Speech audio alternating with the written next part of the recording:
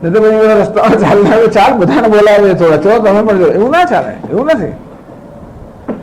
તેવી રીતે પેલો કહે છે કે ભગવાન જયારે એમ કહે કે સર્વ કર્મ દગ્ધ થઈ જાય ત્યારે સર્વ એટલે બધા નહીં સમજવાના, સર્વ એટલે જ્ઞાન થયા પછી. આપણે કેવું શા માટે સર્વ એટલે સર્વ એવું થાય ખરું? કહ્યું એટલે પછી એનો અર્થ કેમ ના થાય? ટૂંકમાં એ વાત સાચી છે. જ્યારે જરૂર હોય ને એટલે કે એવી અપેક્ષા હોય ત્યારે આપણે શબ્દનો એવો સંકુચિત અર્થ કરીએ. શબ્દનો કયો અર્થ કરવો એ સંજોગો પર આધારિત હોય છે, સંદર્ભ પર આધારિત હોય છે. કે ભિક્ષા માટે બોલાવે એટલે સર્વનો અર્થ બધાને લઈ આવજો કહ્યું ખરું, બધા એટલે શું એમનો ઈરાદો શું છે સમજીને આપણે કરીએ. બધામાં પછી બધા નહીં, આટલા બધા એમ બધામાં સંકોચ કરીએ તો ઘણી એવું નથી આવતું. ત્યારે અમુક સંજોગોમાં આવે કે ભાઈ બધા એટલે બધા જ આવજો, જ્ઞાતનું જવાનું ધારો કે બધા આવજો એટલે બધા જ જવાનું પછી એમાં કોઈ સંકોચ નહીં. એટલે કોઈક સંજોગોમાં શબ્દનો વ્યાપક અર્થ લેવામાં આવતો હોય છે અને ક્યારેક શબ્દનો સંકુચિત અર્થ લેવામાં આવતો હોય છે. એટલે સર્વ કર્માણી જ્ઞાન રૂપી અગ્નિ સર્વ કર્મને ભસ્મ કરી નાખે. એ સર્વ શબ્દનો અર્થ શું કરવો? પૂર્વ પક્ષી કહે છે કે સર્વ એટલે માત્ર જ્ઞાન થયા પછી એના સર્વ કર્મ. તો સિદ્ધાંત કહે નહીં, સર્વ એટલે સર્વ. કારણ કર્મ એટલે કર્મ. તમે કર્મ ભેદ પાડો છો ને, પેલું કર્મ ને ફલાણું કર્મ, પણ કર્મ એટલે કર્મ જ છે ને. એક પ્રકારનું કર્મ નષ્ટ થાય તો બીજા પ્રકારનું કર્મ હોવાને કારણે નષ્ટ થઈ જાય. તો હવે એનો ઉત્તર આપવા માટે પહેલા જે કહેવામાં આવ્યું ને એક વસ્તુ પૂર્વ પક્ષે સ્વીકારેલી જે અત્યારે યાદ દેવડાવવામાં આવે છે અને એના સંદર્ભમાં ઉત્તર આપવામાં આવે. કહે છે યત્તોક્તમ યથા વર્તમાન જન્મારંભકાણિ કર્માણિ ન ક્ષીયન્તે ફલદાનાય પ્રવૃત્તાનિ એવ સતિ અપિ જ્ઞાને તથા અનારબ્ધ ફલાનાં વિકર્મણાં ક્ષયો ન યુક્તઃ ઇતિ તદસત. આ બધી ચર્ચાનો મુખ્ય અર્થ તો એવો છે અને એ ચર્ચા આ જરૂર એટલા વડે પડી આ બધી ચર્ચાની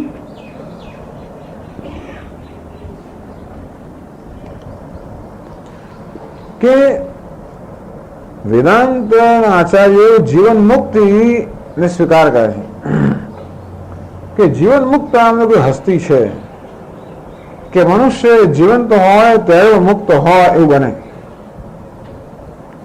હવે એક જ વસ્તુ આપણું આ જીવન ટકાવી રાખતી હોય છે તો એ કર્મ. એટલે આપ એમ કહેતા હો કે જીવન મુક્ત નામની હસ્તી છે એટલે કે જીવન મુક્ત પણ છે, જીવન પણ છે, એટલે મુક્ત પણ છે ને કર્મ પણ છે. એનો અર્થ એ થયો કે જ્ઞાન થયું તો પણ આ બધા કર્મ ક્ષીણ થયા નથી. આપણે કઈ પ્રારબ્ધ કર્મ ક્ષીણ થતા નથી. પ્રારબ્ધ કર્મ તો ભોગ હોય નાશ થાય.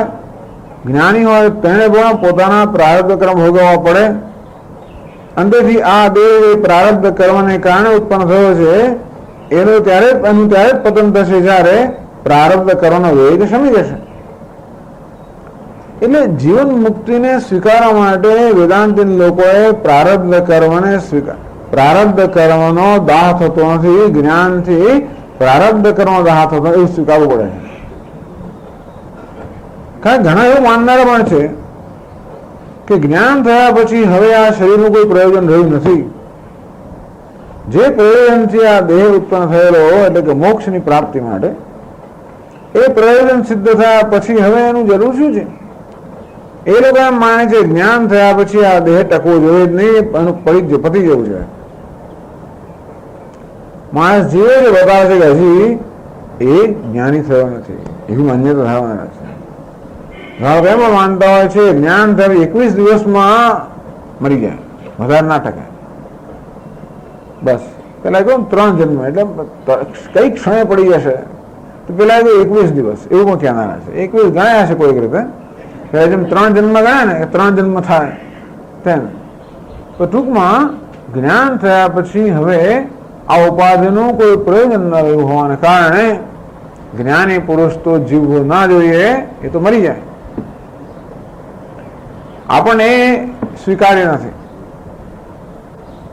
આપણે એવું ઈચ્છીએ છીએ કે જીવન મુક્તિ નામની એક અવસ્થા છે કે જીવંત જ્ઞાની પુરુષો પહોંચે. જીવનનું જગતનું કલ્યાણ કોણ કરે?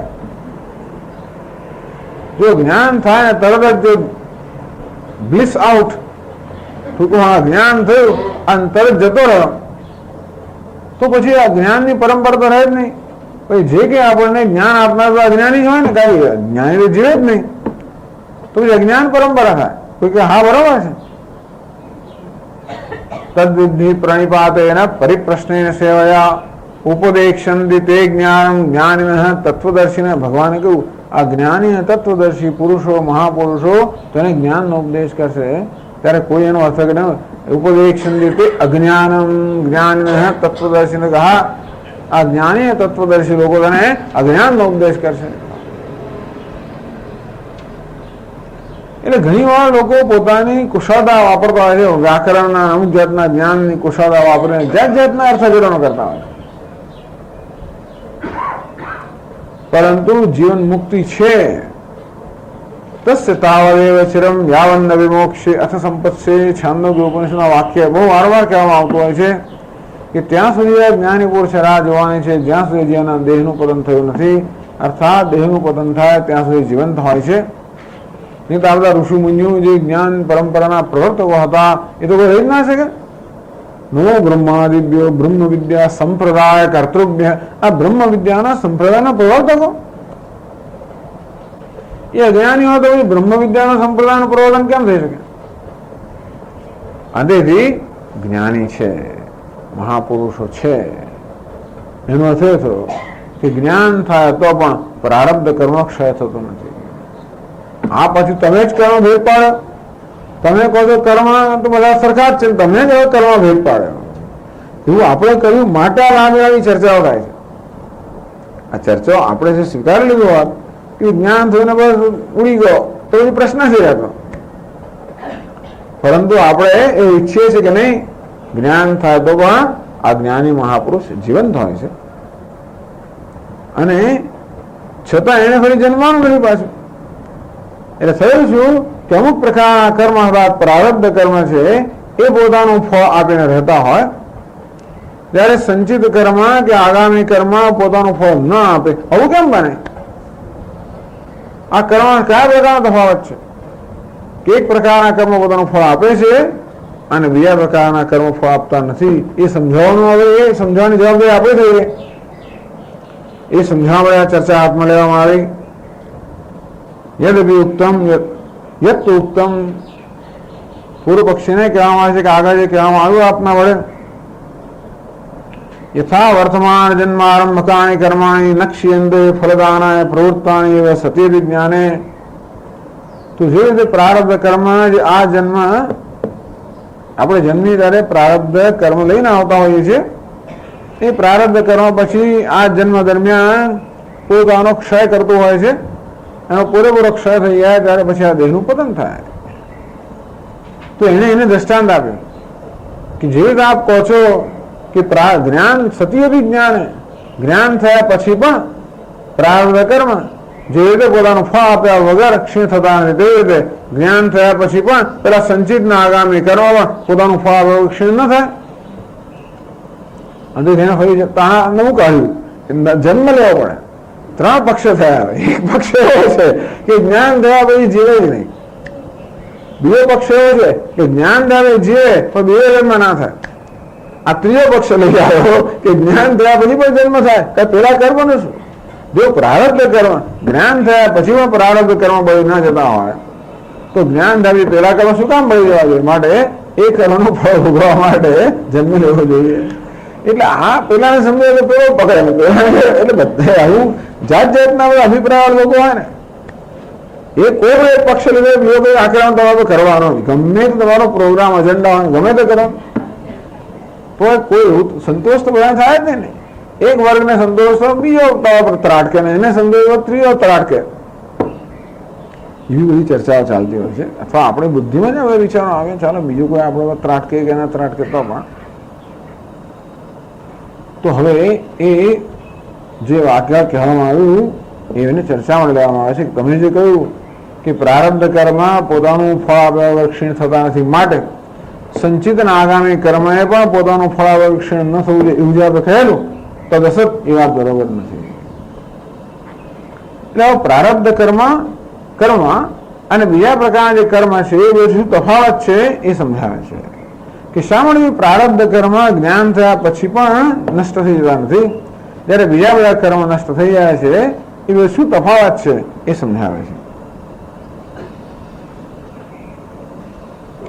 કથમ તેષાં મુક્ત ઈશ્વત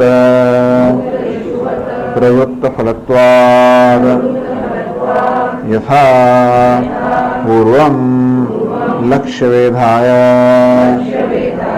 મુક્તઃ ઈશુઃ ધનુષઃ લક્ષ્યવેધોત્તરકાલમપી आरब्धवेगक्षयात् पतनेनैव निवर्तते। एवं शरीरारम्भकं कर्म शरीरस्थितिप्रयोजने निवृत्तेऽपि आसंस्कारवेगक्षयात् पूर्ववत् वर्तते एव।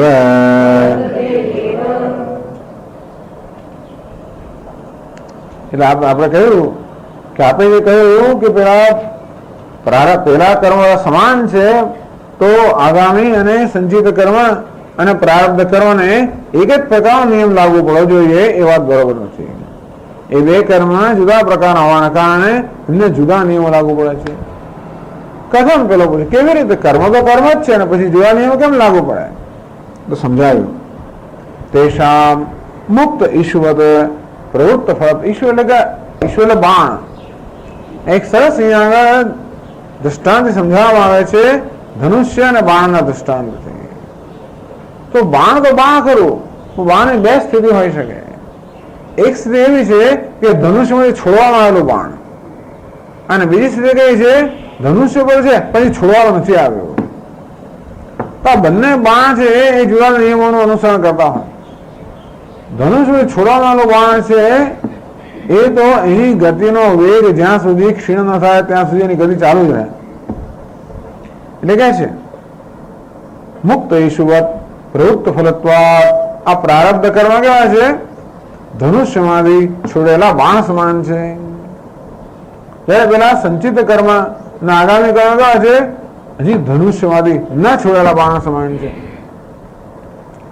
ધનુષ્ય પર રાખ્યું હોય પછી ના છોડ્યું હોય, અથવા ભાથામાંથી કાઢ્યું ના હોય, ક્યાં તો ભાથામાં રહેલું કે ભાથામાંથી કાઢ્યું તો છોડ્યું ના હોય, તો એ જે બાણ છે એની જે પ્રકારની ગતિ હોય એક પ્રકારની છે, અને ધનુષ્યમાંથી છોડવાવાળા બાણની ગતિ બીજા પ્રકારની છે. એ સમજાવ્યું.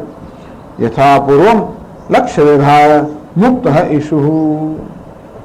પહેલા લક્ષ્યનો વેદ કરવા માટે જે ઈશુ એટલે કે બાણને છોડવામાં, ઈશુ પુલ્લિંગ શબ્દ છે, એ બાણને છોડવામાં જ આવ્યું હોય. ધનુષ મુક્ત ઈશુ. ધનુષ્ય પાંચમી વ્યક્તિ ધનુષ્યમાંથી છોડવામાં, પોતાના લક્ષ્યને વેધવા માટે ધનુષ્યમાંથી છોડવામાં આવેલા બાણની જેમ એ બાણનું શું થાય છે? લક્ષ્ય વેદોત્તર કાળમ આપી. એ બાણ પોતાના લક્ષ્યને વિધા પછી પણ આરબ્ધ વેગક્ષયાત પતને નહીં નિવર્તતે. ઘણીવાર શું થાય છે કે કશું લક્ષ્યને વિધવા માટે બાણ છોડ્યું હોય, એ બાણ હવે એટલો બધો હોય કે લક્ષ્યને વિધે તો ખરું, અને છતાં બાજુ ઉછળે અને વળી ક્યાંક જઈને પડે. એટલે એવો નિયમ તો નથી જ કે બાણને છોડવું એટલે લક્ષ્યને વિધા ત્યાં અટકી પડશે, એવો પણ નિયમ નથી. ઘણી વાર લક્ષ્યને વિધા પછી પણ એવી કથાઓ પુરાણમાં આવતી હોય છે ને, એક રાજા કે બાણ છોડ્યું અને બાણ પેલા લક્ષ્યને વિધા પછી ગયું પેલા ગાયને વાગી ગયું, એવું જત જતું થતું એટલે ખલાસ ગયો પછી તો, અથવા એકને બદલે બીજા લક્ષ્યને વાગી ગયું ટૂંકમાં. તો એટલે બાણ એવું થાય કે પોતાના લક્ષ્યને વિધા પછી પણ જો એનામાં જે વેગ છે, હજી વેગ બાકી રહી ગયો હોય તો એ વેગથી પ્રેરાઈને લક્ષ્યને વિધા પછી પણ બાણ પોતાની ગતિ ચાલુ રાખે એવું બને. તેવી રીતે આ પ્રારબ્ધ કર્મ કેવા છે, એમાં પેલા ધનુષ્યમાંથી છોડાયેલા બાણ સમાન છે. જો કે બાણમાંથી છોડેલું ધનુષ્ય પણ લક્ષ્યને વિધા પછી એનો વેગ પૂરો થયો તો આગળ ના જાય, ત્યાં અટકી પડે. તો વેગ પૂરો ન થયો હોય તો લક્ષ્યને વિધા પછી પણ એમ ચાલુ રહે. તેવી રીતે આ પ્રારબ્ધ કર્મને કારણે શરીર મળ્યું. તો જયારે જ્ઞાન થાય ત્યારે ત્યાં સુધી પ્રારબ્ધ કર્મ ક્ષીણ થઈ ગયું હોય તો શરીર પડી જાય, પણ પ્રારબ્ધ કર્મનો વેગ ક્ષીણ ન થયો હોય તો જ્ઞાન રૂપી લક્ષ્યને વિધા પછી પણ શરીરનું એક જ લક્ષ્ય છે, જ્ઞાન પ્રાપ્ત કરવું, મોક્ષ પ્રાપ્ત કરવો. મોક્ષ એટલે સામાન્ય એવી અપેક્ષા રાખીએ કે ભાઈ યાર તીરને છોડવામાં આવ્યું, લક્ષ્યને વિધા પછી ત્યાં જ અટકી જાય કે નહીં, એનો વેગ ચાલુ હોય તો ના અટકે. તેવી રીતે પ્રારબ્ધ કર્મ બાણ છોડવામાં આવ્યું, આ શરીર એ શેના માટે? લક્ષ્ય માટે, મોક્ષ માટે. એ લક્ષ્ય પ્રાપ્ત થયું તો હજી એનો વેગ સમાપ્ત થયો નથી, અને માટે વેગ સમાપ્ત ન થાય ત્યાં સુધી એની ગતિ ચાલુ રહે છે. ઘણા પેલા કુંવારના ચાકડાનું દ્રષ્ટાંત આપવામાં આવે છે. ચાકડો એને ચલાવ્યો હોય, ઘોડો તૈયાર થઈ ગયો, ઉઠાવી ગયો, પછી પણ ચાકડાનો વેગ જ્યાં સુધી ના પૂરો થાય ત્યાં સુધી ચાકડાઓ ગતિમાન રહે છે. તેવી રીતે એનો વેગ પૂરો ન થાય ત્યાં સુધી આ પ્રારબ્ધ કર્મની ગતિ રહેતી હોય ત્યાં સુધી જ્ઞાની પુરુષનું પણ શરીર વિદ્યમાન રહે છે.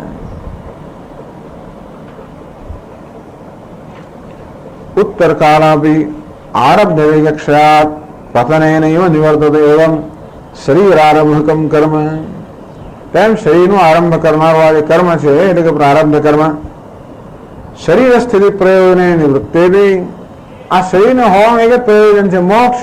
એ પ્રયોજન હવે જ્ઞાની પુરુષના સંદર્ભમાં એ પ્રયોજન નિવૃત્ત થયું તો પણ આ સંસ્કાર વેગ ક્ષયાદ, જ્યાં સુધી પ્રારબ્ધ કરવાના સંસ્કારનો વેગ ક્ષીણ થયો નથી ત્યાં સુધી પૂર્વત વર્તતે એવા પહેલાની જેમ એ જીવંત રહે છે, જ્યાં સુધી પ્રારબ્ધનો વેગ સમાપ્ત ન થાય. તો આ બાણમાંથી છોડવામાં આવેલું તીરની આ ગતિ થાય. બીજું તીર છે એ બાણથી છોડવામાં આવેલું નથી, એ કેવી, એની ગતિ કેવી હોય એ કહે છે આગળ. સૈવૈષુ પ્રવૃત્તિ નિમિત્ત અનારબ્ધ વેગસ્તુ અમુક્ત ધનુષે પ્રયુક્ત अपि उपसंह्रियते तथा अनारब्ध फलानि कर्माणि स्वाश्रयस्थानि एव ज्ञानेन निर्बीजीक्रियन्ते इति पतिते अस्मिन् विद्वत् शरीरे न स भूयोऽभिजायते इति युक्तमेव उक्तम् इति सिद्धम्.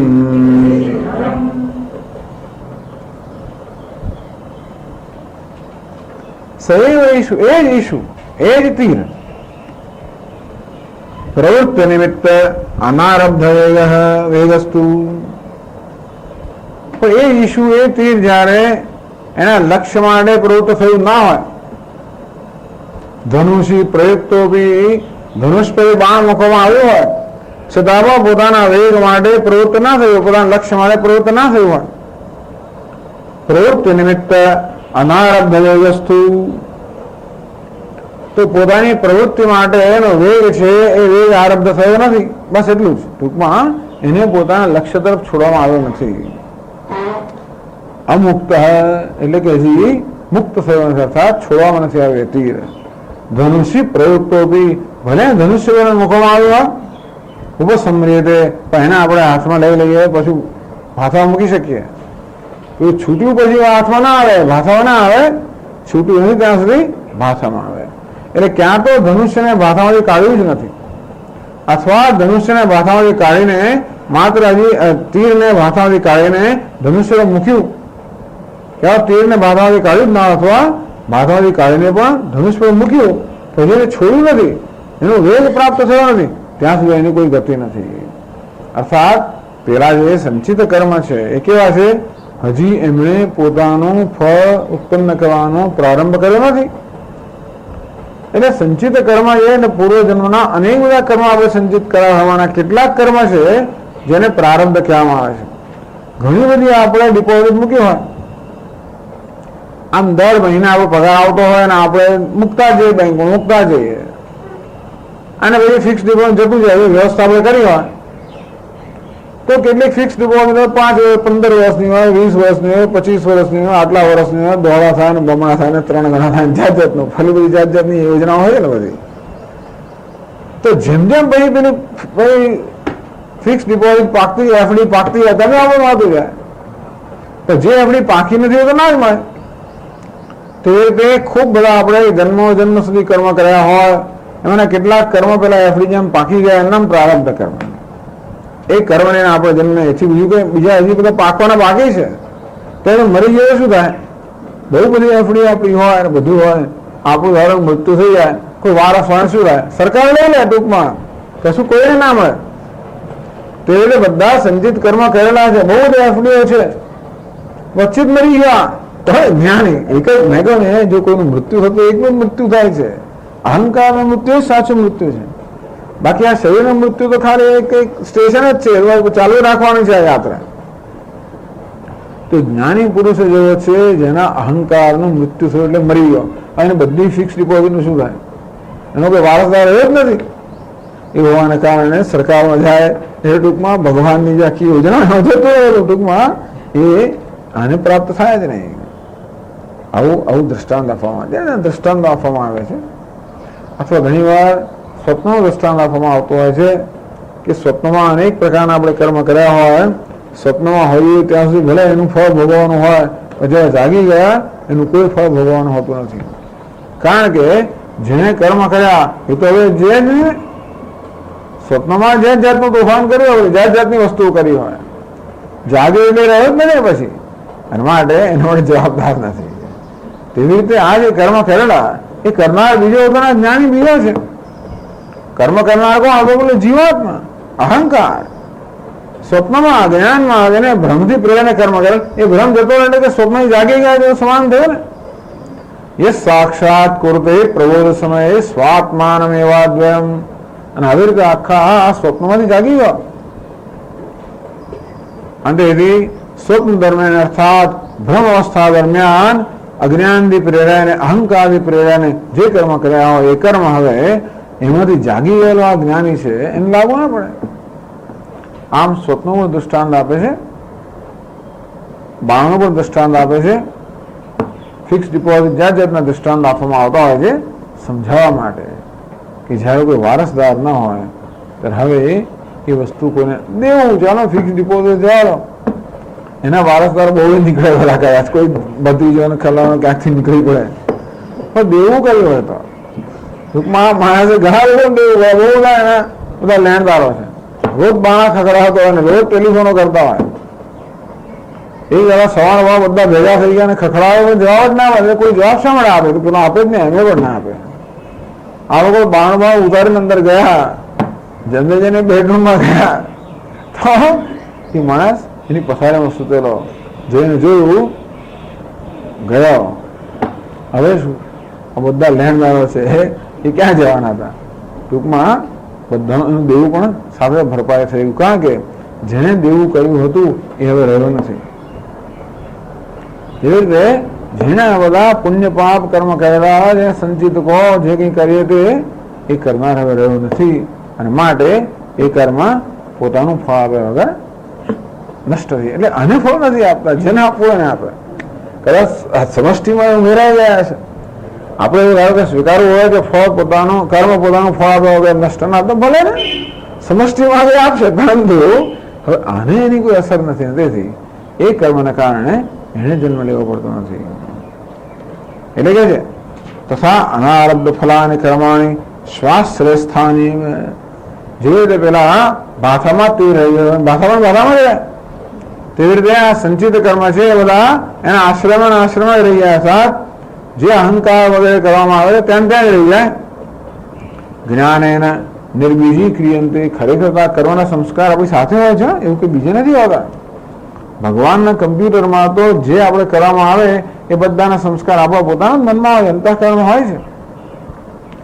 અત્યારે આપણા દરેકના અંતઃકરણની અંદર આ બધા કર્મના સંસ્કાર છે. એ સંસ્કાર પોતાની રાહ જોઈને બેઠેલા હોય, યોગ્ય સંજોગો પ્રાપ્ત થાય તો સંસ્કાર બહાર આવે.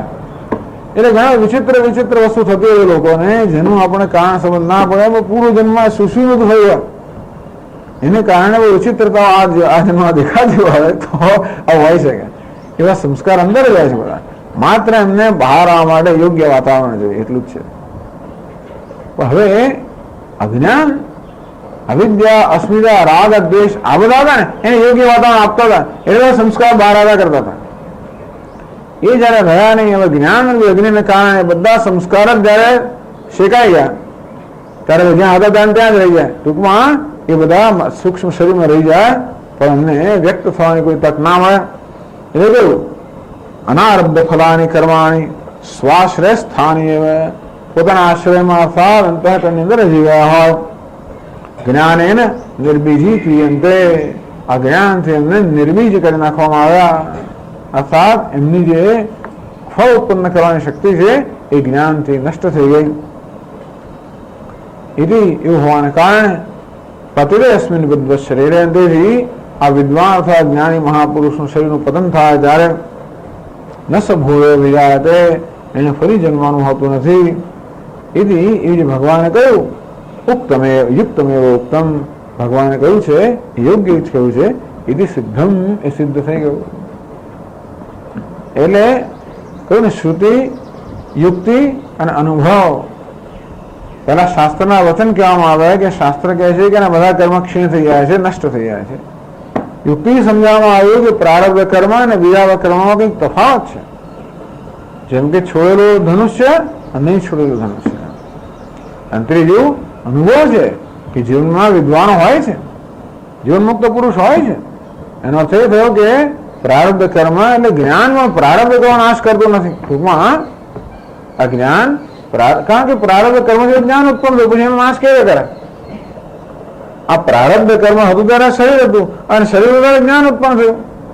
આ પ્રારબ્ધ કર્મ જ્ઞાનના જન્મ પહેલા છે એટલે જ્ઞાન એને કઈ કરી ના શકે. બીજા બધા સંચિત વગેરે કર્મ જે જ્ઞાન પછી આવનાર છે મારે જ્ઞાન નષ્ટ કરી શકે.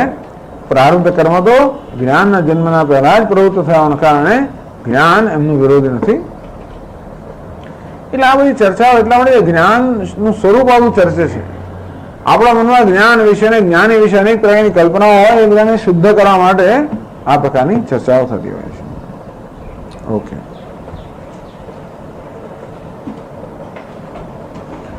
ઓમ પૂર્ણમદ પૂર્ણમિદં પૂર્ણાત પૂર્ણમુદચ્યતે પૂર્ણસ્ય પૂર્ણમાદાય પૂર્ણમેવાવશિષ્યતે. ઓમ શાંતિ શાંતિ શાંતિ. શંકરં શંકરાચાર્યં કેશવં બાદરાયણં સૂત્રભાષ્યકૃતો વંદે ભગવन्तौ પુનઃ પુનઃ. ઈશ્વરો ગુરુરાત્મેતિ મૂર્તિભેદવિભાગિને વ્યોમવદ્વ્યાપ્તદેહાય દક્ષિણામૂર્તયે નમઃ. ઓમ શાંતિ શાંતિ શાંતિ. હરિ ઓમ. શ્રી ગુરુભ્યો નમઃ. હરિ ઓમ.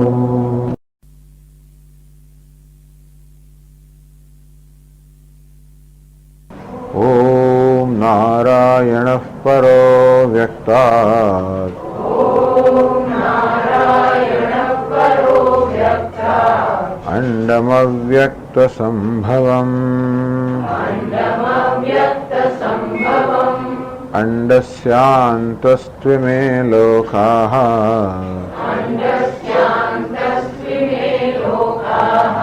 सप्तद्वीपा च मेदिनी उपद्रष्टानुमन्ता च भर्ता भोक्ता महेश्वरः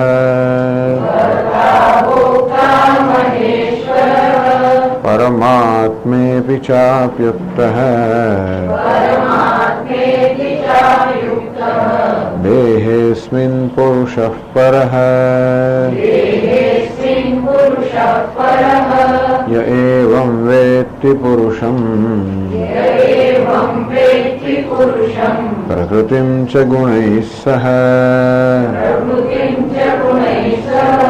सर्वथा वर्तमानोऽपि न स भूयोऽभिजायते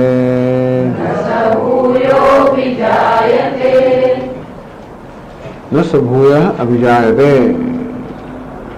एवं वेत्ति पुरुषम आ प्रकार पुरुष ने अर्थात आत्मा जाने છે ઉપદ્રષ્ટા અનમંતા એ રૂપે ભર્તા ભોક્તા મહેશ્વર એ રૂપે જે પુરુષ અર્થાત આત્મા જાણે છે પ્રકૃતિ જે ગુણ સહ અને વળી પ્રકૃતિને એના વિકારો સહિત જાણે છે એના પુરુષ અને પ્રકૃતિનો ભેદ જાણે છે સર્વથા વર્તમાનો ભી ન સ ભૂયો વિજાયતે એને ફરી જન્મ લેવાનો હોતો નથી કારણ કે એના સર્વ કર્મ ક્ષીણ થઈ જાય છે ભસ્મ થઈ જાય છે એની ઘણી ચર્ચા કરવામાં આવી પ્રશ્ન એ થયો કે કર્મ તો ત્રણ પ્રકાર છે સંચિત કર્મ પ્રારબ્ધ કર્મ આગામી કર્મ તો પ્રારબ્ધ કર્મનો જો ભોગથી જ ક્ષય થતો હોય તો શા મળે સંચિત અને આગામી કર્મનો ભોગથી ક્ષય કેમ ના થવો જોઈએ એટલે પ્રશ્ન એ હતો કે એવું કેવી રીતે ભગવાન કહે છે કે જ્ઞાની પુરુષનો ફરી જન્મ થતો નથી કારણ કે હજી એને ઘણા બધા કર્મ ભોગવાના બાકી છે અને ભોગવ્યા વગર કર્મનો ક્યારેય ક્ષય ન થાય તો જે રીતે પ્રારબ્ધ કર્મનો પણ ભોગવ્યા વગર ક્ષય થતો નથી તે રીતે સંચિત કર્મનો આગામી કર્મનો આ બધા કર્મનો પણ ભોગવ્યા વગર ક્ષય કેવી રીતે થાય તો શું એમ ન બને કે આ બધા કર્મ ભોગવવા માટે એને ફરી જન્મ લેવો પડે તો કે ના ફરી જન્મ ન લેવો પડે કેમ ન લેવો પડે તો કેવું શાસ્ત્રમાં કહ્યું છે બ્રહ્મવેદ બ્રહ્મેવ ભવતિ જે બ્રહ્મનું જ્ઞાન પ્રાપ્ત કરે છે બ્રહ્મ જ બની જાય છે બ્રહ્મ બની જાય છે અર્થાત ફરીને જન્મ લેવાનો હોતો નથી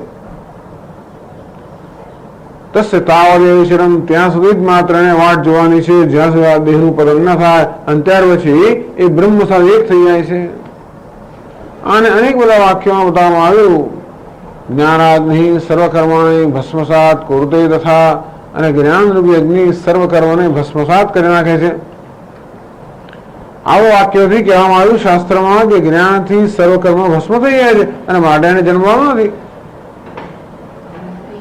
અને તો પછી એવું કેમ કહે છે કે કર્મનો ક્ષય થવો જોઈએ તો કે હા કયું કર્મ પોતાનું ફળ આપે છે જે કર્મ અવિદ્યા કામ એના સાથે સંયોજાયેલું હોય અવિદ્યા કામ અને ક્લેશ એનાથી પ્રેરિત થયેલું કર્મ એ જરૂર જે કરતા હોય એને પોતાનું ફળ આપ્યા વગર ન રહે અર્થાત એ પ્રકારનું કર્મ બંધન કરનારું છે પરંતુ જે જ્ઞાન સહિતનું કર્મ છે એ બંધન કરતા નથી કારણ કે એમાં કર્તૃત્વ બુદ્ધિ નથી એમાં કામ સંકલ્પ વર્જિતા કોઈ કામના નથી વ્યક્તિગત કામના નથી કોઈ વ્યક્તિગત સંકલ્પ નથી અને તેથી એ પ્રકારના કર્મ જ્ઞાની કરતો હોય તો પણ એને એનું ફળ ભોગવવાનું હોતું નથી કારણ કે એને બંધન કરનારા નથી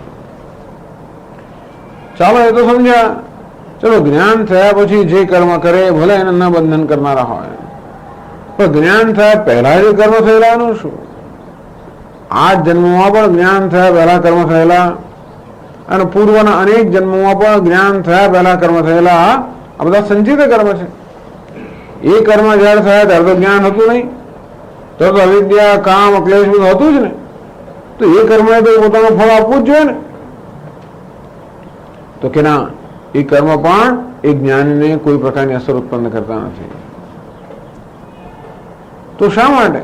એવું કેમ કે પ્રારબ્ધ કર્મ પોતાનું ફળ ભોગવાને છોડે, જ્યારે પેલા સંચિત વગેરે કર્મ છે એ પોતાનું ફળ એમને ભોગવવાની ફરજ નથી પાડતું. એનું શું કારણ? તો કે બંને પ્રકારના કર્મ આ પ્રકારનો ભેદ છે. શંકરાચાર્યએ દ્રષ્ટાંત આપ્યું કે જે રીતે ભાથામાંથી આપણે એક બાણ લઈએ, ધનુષ્ય પર મૂકીએ અને પછી કોઈ એનું લક્ષ્ય હોય, એ લક્ષ્યને તરફ લક્ષ્યને વિધવા માટે આપણે બાણ છોડીએ, તો બાણમાં એટલો વેગ હોય કે લક્ષ્યને વિધ્યા પછી પણ જેનો વેગ સમાપ્ત ન થયો હોય તો લક્ષ્ય વિધ્યા પછી પણ એની ગતિ ચાલુ રહે. એ બાણની ગતિ ક્યાં સુધી ચાલુ રહે? જ્યાં સુધી એનો વેગ સમાપ્ત ન થાય ત્યાં સુધી. કંઈક તેવી રીતે આ પ્રારબ્ધ કર્મને કારણે આ શરીર પ્રાપ્ત થયું.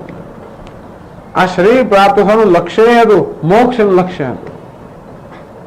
તો મોક્ષ રૂપી એટલે આ પ્રારબ્ધ કર્મથી પ્રાપ્ત થયેલા શરીર એ પેલા તીર સમાન છે અને એ તીરને છોડવામાં આવ્યું ધનુષ્યમાંથી. અંતઃકરણ ધનુષ્ય સમાન છે, એ પરથી આ કર્મ રૂપી તીરને છોડવામાં આવ્યું અને મોક્ષ રૂપી લક્ષ્યને પ્રાપ્ત કર્યું. છતાં પણ હજી એનો વેગ સમાપ્ત થયો નથી અને માટે એની ગતિ ચાલુ રહે છે. પ્રારબ્ધ કર્મનો વેગ સમાપ્ત થયો નથી. પ્રારબ્ધ કર્મનું પ્રયોજન હતું મોક્ષ, લક્ષ્ય, એ તો પ્રાપ્ત થયું, વેગ સમાપ્ત ન થયો માટે હજી પણ એની ગતિ ચાલુ રહે છે. પેલા સંચિત કર્મ છે એ કેવા કર્મ છે? તો કે એવા કર્મ છે જે હજી એવા બાણ સમાન છે જે હજી ધનુષ્ય છોડવામાં આવ્યા નથી, કે તો ભાષામાં જ રહ્યા હોય અથવા ધનુષ્ય પર મૂક્યા હોય પણ છોડવામાં ન આવ્યા હોય.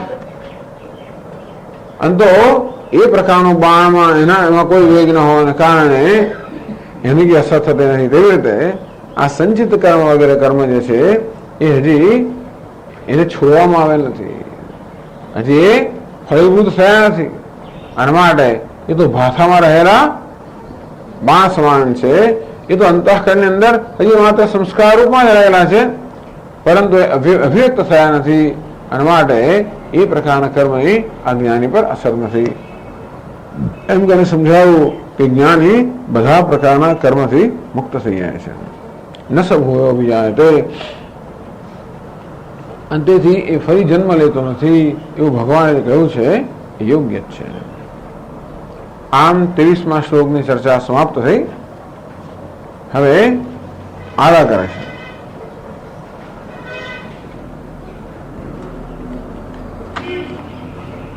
340મા પાના પર 24મા શ્લોકની પહેલા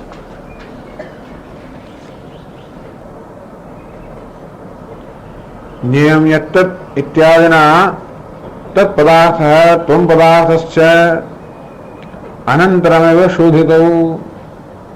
અત્યાર સુધી શું કરવામાં આવ્યું આ 13મા અધ્યાયમાં કે મહાવાક્ય તત્વમસી, એમાં તત્ અર્થાત ઈશ્વર, ત્વમ એટલે કે જીવ, આ ઈશ્વર અને જીવ બંનેના વાસ્તવિક સ્વરૂપનું નિરૂપણ કરવામાં આવ્યું.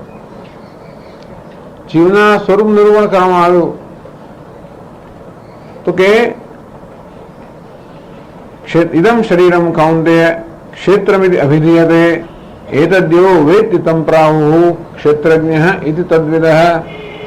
હે અર્જુન, આજે ક્ષેત્રજ્ઞ, ક્ષેત્ર અર્થાત આ શરીર की ઉપાધિ છે એ ઉપાધિનો દ્રષ્ટા છે, જ્ઞાતા છે, એ ક્ષેત્રજ્ઞ છે. વળી કેવો છે? ઉપદ્રષ્ટા અનમંતા છે, ભર્તા ભોક્તા મહેશ્વર, એ ઉપદ્રષ્ટા છે, અનુમંતા છે, ભર્તા ભોક્તા મહેશ્વર. અર્થાત આપણે જેવું ધારીએ છીએ એવો આ જીવાત્મા નથી, એ તો આ પ્રકારનો છે. એમ કરીને જીવાત્મા વિશે, પોતાના વિશે જે પ્રકારના અનેક ભ્રમ પ્રવર્તમાન છે એ નિવૃત્ત થાય એ માટે આ જીવાત્માના વાસ્તવિક સ્વરૂપનું નિરૂપણ કરવામાં આવ્યું. તો તત્પદ એટલે બ્રહ્મ કેવું છે? સર્વતઃ પાણીપાદં તત્ સર્વતોક્ષિ શિરોમુખમ સર્વતઃ શ્રુતિમલ્લોકે સર્વાવૃત તિષ્ઠતિ સર્વેન્દ્રિય ગુણાભાસમ સર્વેન્દ્રિય વિવર્જિતમ. આમ અધ્યારોપણ અપવાદની પ્રક્રિયાથી સમજાવવામાં આવ્યું કે બ્રહ્મ નિર્વિશેષ છે. સર્વેન્દ્રિય ગુણાભાસમ સર્વેન્દ્રિય વિવર્જિતમ, બધી ઇન્દ્રિયોની પ્રવૃત્તિ દ્વારા ભાષેલ હોવા છતાં પણ સ્વયં ઇન્દ્રિય રહિતનો. અસક્તમ સર્વભૂત ચૈવ, સર્વને ધારણ કરનાર હોવા છતાં પણ અસક્ત, સર્વથી ક્યાંય પણ સંયોજાયેલું જોડાયેલું નહીં. નિર્ગુણમ ગુણ ભોક્તૃ છે, બધા ગુણોને ભોગવનાર હોવા છતાં પણ સ્વયં નિર્ગુણ. આમ બ્રહ્મ નિર્વિશેષ એ કહેવામાં આવ્યું. એ વચ્ચે શું સંબંધ છે? ક્ષેત્રજ્ઞમ ચાર્યમામ વિદ્ધિ સર્વક્ષેત્રેષુ ભારત. ભગવાન કહે કે હું એ પરમ બ્રહ્મ, જે સમગ્ર જગતનું અધિષ્ઠાન છે, સર્વનો આત્મા છે, એ જ પરમ બ્રહ્મ વાસ્તવમાં પ્રત્યેક ઉપાધિમાં રહેલો આત્મા છે. એમ કરીને જીવ અને બ્રહ્મનું ઐક્ય પણ સમજાવવામાં, બધું જ કહેવામાં આવ્યું. તત્વમસી જે મહાવાક્ય છે એ મહાવાક્યનો ઉપદેશ કરવામાં આવ્યો. હવે પછી બે શ્લોકોની અંદર આ જ્ઞાન જીવ અને ઈશ્વર કે જીવ અને બ્રહ્મ આ બંને ઐક્યનું જ્ઞાન પ્રાપ્ત કરવા માટે, કે હું બ્રહ્મ છું એ પ્રકારનું જ્ઞાન પ્રાપ્ત કરવા માટે કયા સાધનો છે, એ સાધનોની વાત પછીના બે શ્લોકોમાં કરવામાં આવે છે. કે છે શંકરાચાર્યજી, અત્ર આત્મદર્શને ઉપાય વિકલ્પાઃ ઇમે ધ્યાનાદયઃ ઉચ્યન્તે. અત્ર આત્મદર્શને, હવે જે આત્મદર્શન કહેવામાં આવ્યું, આત્મદર્શન તો કહેવામાં આવ્યું, પણ એ આત્મદર્શન કેમ પ્રાપ્ત કરવું? આત્મદર્શને ઉપાય વિકલ્પાઃ, તો જો અધિકારી એ પ્રકારના ઉપાયો ઉપલબ્ધ છે. યહી ચતુર્વિધાઃ જનાઃ, ચાર પ્રકારના મનુષ્યો હોય છે, સાધકો હોય છે. કેચિન ઉત્તમાઃ, કેચિન મધ્યમાઃ, કેચિન મંદાઃ, કેચિન મંદતરાઃ. તો આવા ચાર પ્રકારના આધ્યાત્મિક સાધનો, કેટલાક ઉત્તમ સાધકો હોય, કેટલાક મધ્યમ સાધકો હોય, કેટલાક મંદ સાધકો હોય, અને કેટલાક મંદતર સાધકો હોય. મંદથી એવો મંદ. તો આ ચાર પ્રકારના સાધકોને લક્ષ્યમાં રાખીને ભગવાન ચાર સાધનોનું અહીંયા આગળ વિધાન કરે છે. ચાર સાધનો એટલે અત્ર આત્મદર્શને ઉપાય વિકલ્પાઃ. આત્મદર્શનમાં આત્મદર્શન પ્રાપ્ત કરવાના જે ઉપાયો છે, ભિન્ન ભિન્ન ઉપાયો છે, એમાં ધ્યાનાદય, ધ્યાન વગેરે ભિન્ન ભિન્ન આત્મદર્શન માટેના જે ઉપાયો છે, ઉચ્ચંતે, એ હવે પછીના બે શ્લોકમાં કહેવામાં આવે છે. 24મા શ્લોકમાં કહે છે, ધ્યાનેનાત્મનિ પશ્યન્તિ કેચિદાત્માનમાત્મના અન્યે સાંખ્યેન યોગેન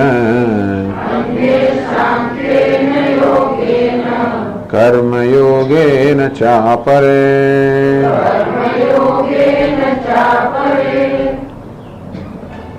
ધ્યાનેન આત્મનિ પશ્યન્તિ કેચિત આત્માનમાત્મના. કેચિત કેટલાક ઉત્તમ અધિકારીઓ જે છે, આત્માનમ પશ્યન્તિ, એ લોકો આત્માનું દર્શન કરે છે. ક્યાં દર્શન કરે છે? આત્મની, આત્મના આત્મની પશ્યન્તિ. કેટલાક ઉત્તમ અધિકારીઓ આત્માનું દર્શન કરે છે. ક્યાં કરે? આત્મની, પોતાના આત્મામાં જ, પોતાના અંતઃકરણમાં જ, પોતાની હૃદયમાં, પોતાની બુદ્ધિમાં જ દર્શન કરે. કેવું દર્શન કરે? આત્મના, પોતાનું દર્શન પોતાનામાં જ, પોતાના વડે જ કરે છે. કેટલાક ઉત્તમ અધિકારીઓ કયા સાધનથી? ધ્યાન. આ ધ્યાન રૂપી સાધનથી, એટલે કેટલાક ઉત્તમ અધિકારીઓ ધ્યાન રૂપી સાધનથી અંતઃકરણમાં આત્માનું દર્શન કરે છે. અન્ય સાંખ્યેન યોગેન, બીજા મધ્યમ અધિકારી છે, એવો સાંખ્યેન યોગેન, આ સાંખ્ય રૂપી યોગ છે, એના વડે આત્માનું આત્મામાં દર્શન કરે છે. કર્મયોગેન છે અપરે, ત્રીજા વળી મંદ અધિકારી છે, એ લોકો કર્મયોગ વડે આત્માનું દર્શન કરે છે. આત્માનું દર્શન કરવું એ તો એક ધ્યેય છે બધાનું, પણ જેવો અધિકારી એ પ્રકારનું સાધન. ઉત્તમ અધિકારી ધ્યાન રૂપી સાધનથી, મધ્યમ અધિકારી સાંખ્ય યોગ સાધનથી, મંદ અધિકારી કર્મયોગ સાધનથી દર્શન કરે છે, સમજાવે છે. ધ્યાનેન ધ્યાનં નામ શબ્દાદિભ્યઃ વિષયેભ્યઃ શ્રોત્રાદીનિ કરણાनि मनसि उपसंहृत्य मनश्च प्रत्यच्चेतैतरे एकाग्रतया यच्चिन्तनं तद्ध्यानं. ધ્યાનેન ધ્યાન વડે, ધ્યાનાખ્યમ સાધનમ કેમ રૂપમ. આ ધ્યાન જે આપ કહો છો એ ધ્યાનનું શું સ્વરૂપ છે? એટલે સમજાવ્યું શંકરાચાર્યજી. ધ્યાનમ નામ, ધ્યાન કોને કહેવાય? શબ્દાદિભ્ય વિષયેભ્ય શ્રોત્રાદીનિ કરણાની ઉપસંહૃત્ય. એને પગથિયા સમજાવ્યા કે પહેલા તો આપણી 5 જ્ઞાનેન્દ્રિયો છે જે શબ્દ સ્પર્શ વગેરે પોતપોતાના વિષયોમાં પ્રવૃત્તિ કરતી હોય એ બધી જ્ઞાનેન્દ્રિયોને પોતાના વિષયમાંથી સંકેલી લેવી. નિર્વ્યાપારી કૃત્ય અર્થાત જ્ઞાનેન્દ્રિયોને પોતાના વ્યાપારમાંથી નિવૃત્ત કરવી. આ કાનને સાંભળવાની પ્રવૃત્તિમાંથી નિવૃત્ત કરવા, આંખને જોવાની પ્રવૃત્તિમાંથી નિવૃત્ત કરવી. આમ દરેક ઇન્દ્રિયને તેવી રીતે હાથ પગ ઇન્દ્રિયો છે એને પણ પોતાની ચેષ્ટામાંથી નિવૃત્ત કરવી. આમ પહેલી વસ્તુ છે નિવૃત્તિની આખી પ્રક્રિયા છે. પહેલી નિવૃત્તિનું પહેલું સ્તર છે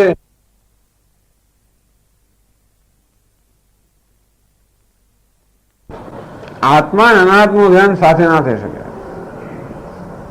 અનાત્માનું ધ્યાન થતું હોય ત્યારે આત્માનું ધ્યાન ન થાય, આત્માનું ધ્યાન થતું હોય અનાત્મા. કારણ કે મન એક સાથે એક જ વસ્તુનું ધ્યાન કરી શકે. એ ઉપરાંત અનાત્મા એ બહિર્મુખ છે, આત્મા તો અંતર છે. અંતર્મુખ છે કે અંદર છે? એક અંદર છે અને બીજું બહાર છે. તો એક મન એક સાથે અંદર ને બહાર તો ના જ રહી શકે. અને માટે આપણે ઈચ્છતા હોઈએ કે મન એને આત્માનું ધ્યાન કરવું જોઈએ, અંતર્મુખ બનવું જ જોઈએ. અંતર્મુખ ત્યારે જ બની શકે જ્યારે એને બહિર્મુખતામાંથી નિવૃત્ત કરવામાં આવે.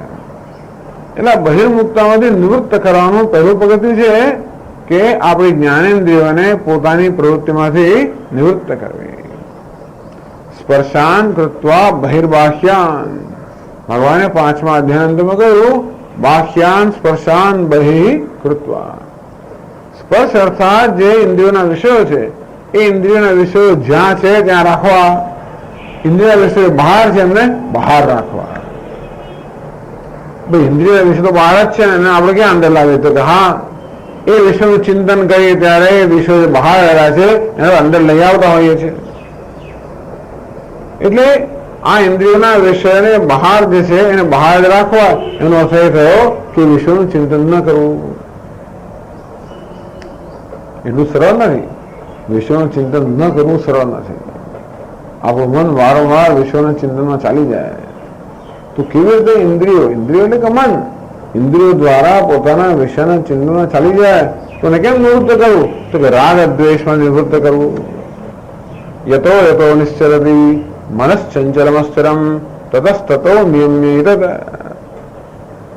આ મન જે છે એ ઇન્દ્રિયોથી દ્વારથી વિષયોમાં ભ્રમણ કરતું હોય છે. એનું કારણ એક જ છે કે વિષયો પ્રત્યે આસક્તિ હોય છે. એમાં રાગ હોય કે પછી દ્વેષ હોય, એને સુખનું કે દુઃખનું સાધન ગણતું હોય. સુખ અને દુઃખ બંને મારા માટે અગત્યના છે. માણસ માટે સૌથી અગત્યની વસ્તુ સુખ અને દુઃખ. સુખ કેમ અગત્યનું તો મારે જોઈએ છે, દુઃખ કેમ અગત્યનું મારે નહીં જોઈતું. એ નથી જોઈતું મારે અગત્યનું છે. આમ સુખ અને દુઃખ અગત્યના હોવાને કારણે મનને હંમેશા એને માટે બહુ જ મન બિચારું ચિંતિત હોય સુખ દુઃખ માટે.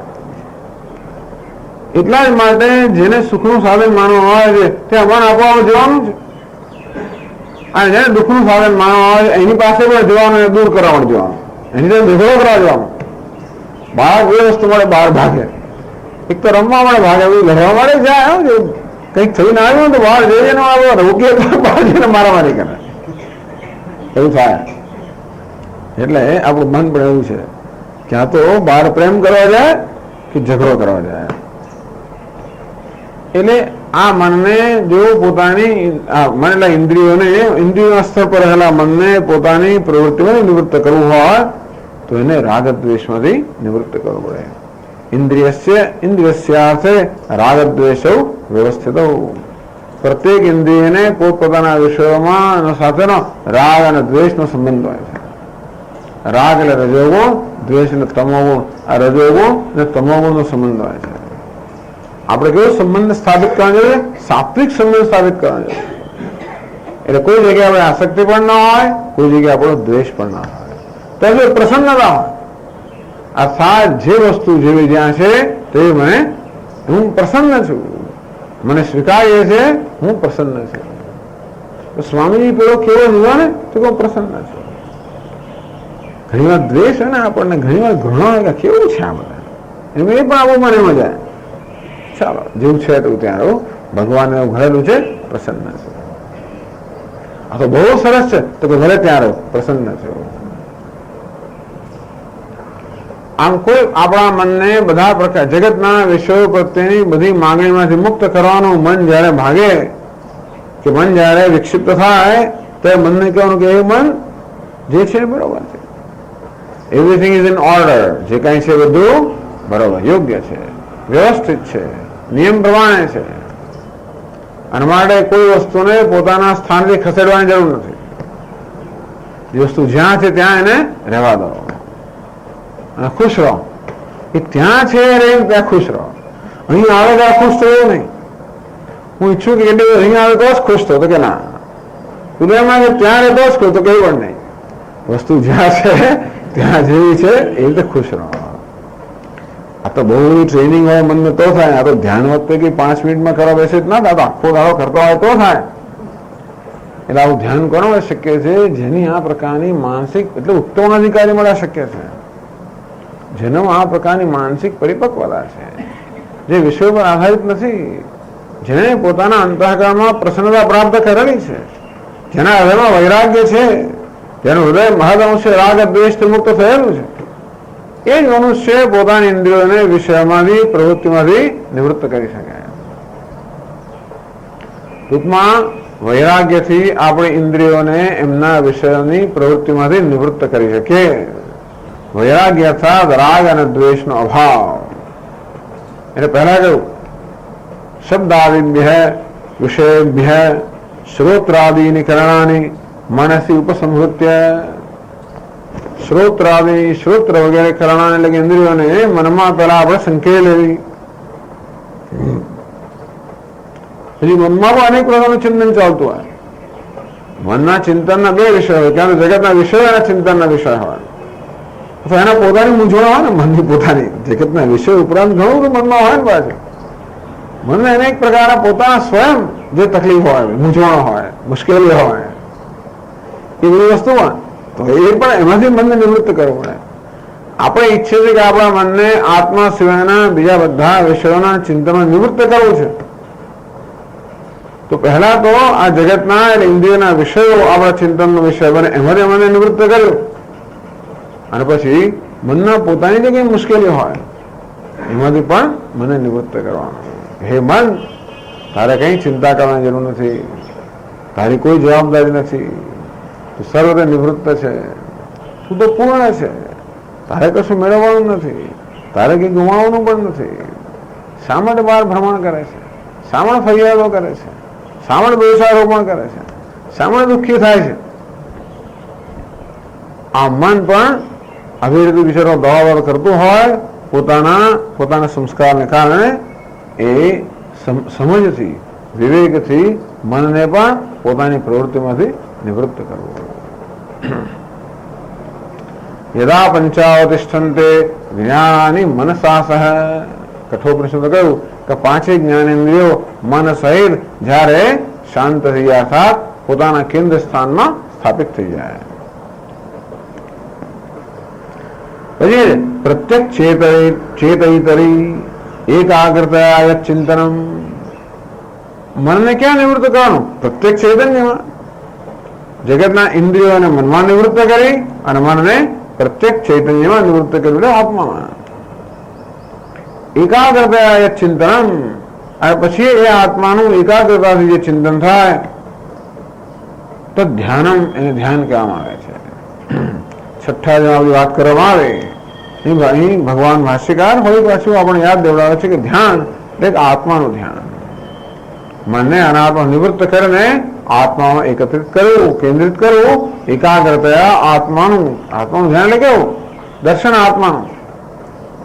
સોહમ, ઉપદ્રષ્ટાહમ, અનુવંતા, આ બધા છે ને શબ્દાનુવિદ્ધ સમાધિ એવું કહેવામાં આવે દૃગ્દૃશ્યમાં. આ શબ્દોની મદદથી આપણે ધ્યાન કરી શકીએ આત્મા. હું કેવું ઉપદ્રષ્ટા છું, અનુમંતા, ભરતા, ભોગતા, મહેશ્વર, ક્ષેત્ર, પરમાત્મા, ક્ષેત્રજ્ઞ. આ રીતે આત્મા, આ શબ્દો દ્વારા આત્માનું ધ્યાન, આત્માનું દર્શન. ધ્યાન એટલે શું કરવાનું? ધ્યાન એટલે કેવું હોય? કિમ તો ચિંતન વિરુદ્ધ દૃષ્ટાંત દ્વારા સમજાવે છે શંકરાચાર્યજી કે ધ્યાન કેવું હોય. તથા ધ્યાયતીવ બકઃ ધ્યાયતીવ પૃથિવી ધ્યાયંતીવ પર્વતાઃ ઇતિ ઉપમોપાદાનાદ તૈલધારાવત સંતતઃ અવિચ્છિન્ન પ્રત્યયઃ ધ્યાનમ. તથા ધ્યાયતીવ બકઃ, આ બગલો જાણે કે ધ્યાન કરી રહ્યો છે. ધ્યાનને દૃષ્ટાંત આવે છે કે ધ્યાન કોને કહેવાય? જો બગલો કેવું ધ્યાન કરે છે એવું ધ્યાન કહેવાય. ધ્યાયતીવ પૃથ્વી, આ પૃથ્વી કેવું ધ્યાન કરી રહી છે. ધ્યાયંતીવ પર્વતા, તો પર્વતો કેવા ધ્યાન કરી રહ્યા છે એ નિશ્ચલતા બતાવે છે. આ બગલાનું ધ્યાન જે છે ને એની એકાગ્રતા બતાવે છે. બગલો કેવો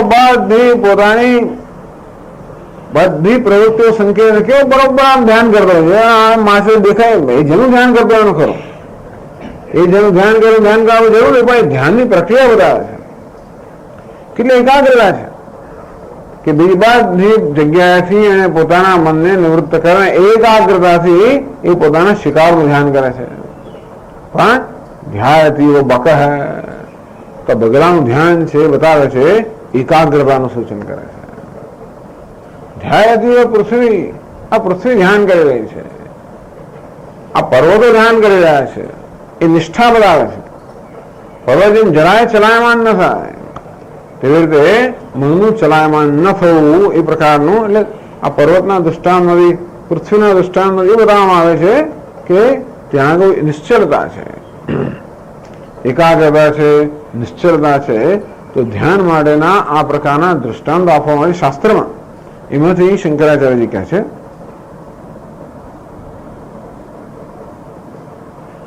ઇતિ ઉપમા ઉપાદાનાત, કારણ કે ધ્યાન માટે આ પ્રકારની ઉપમા આપવામાં આવે છે.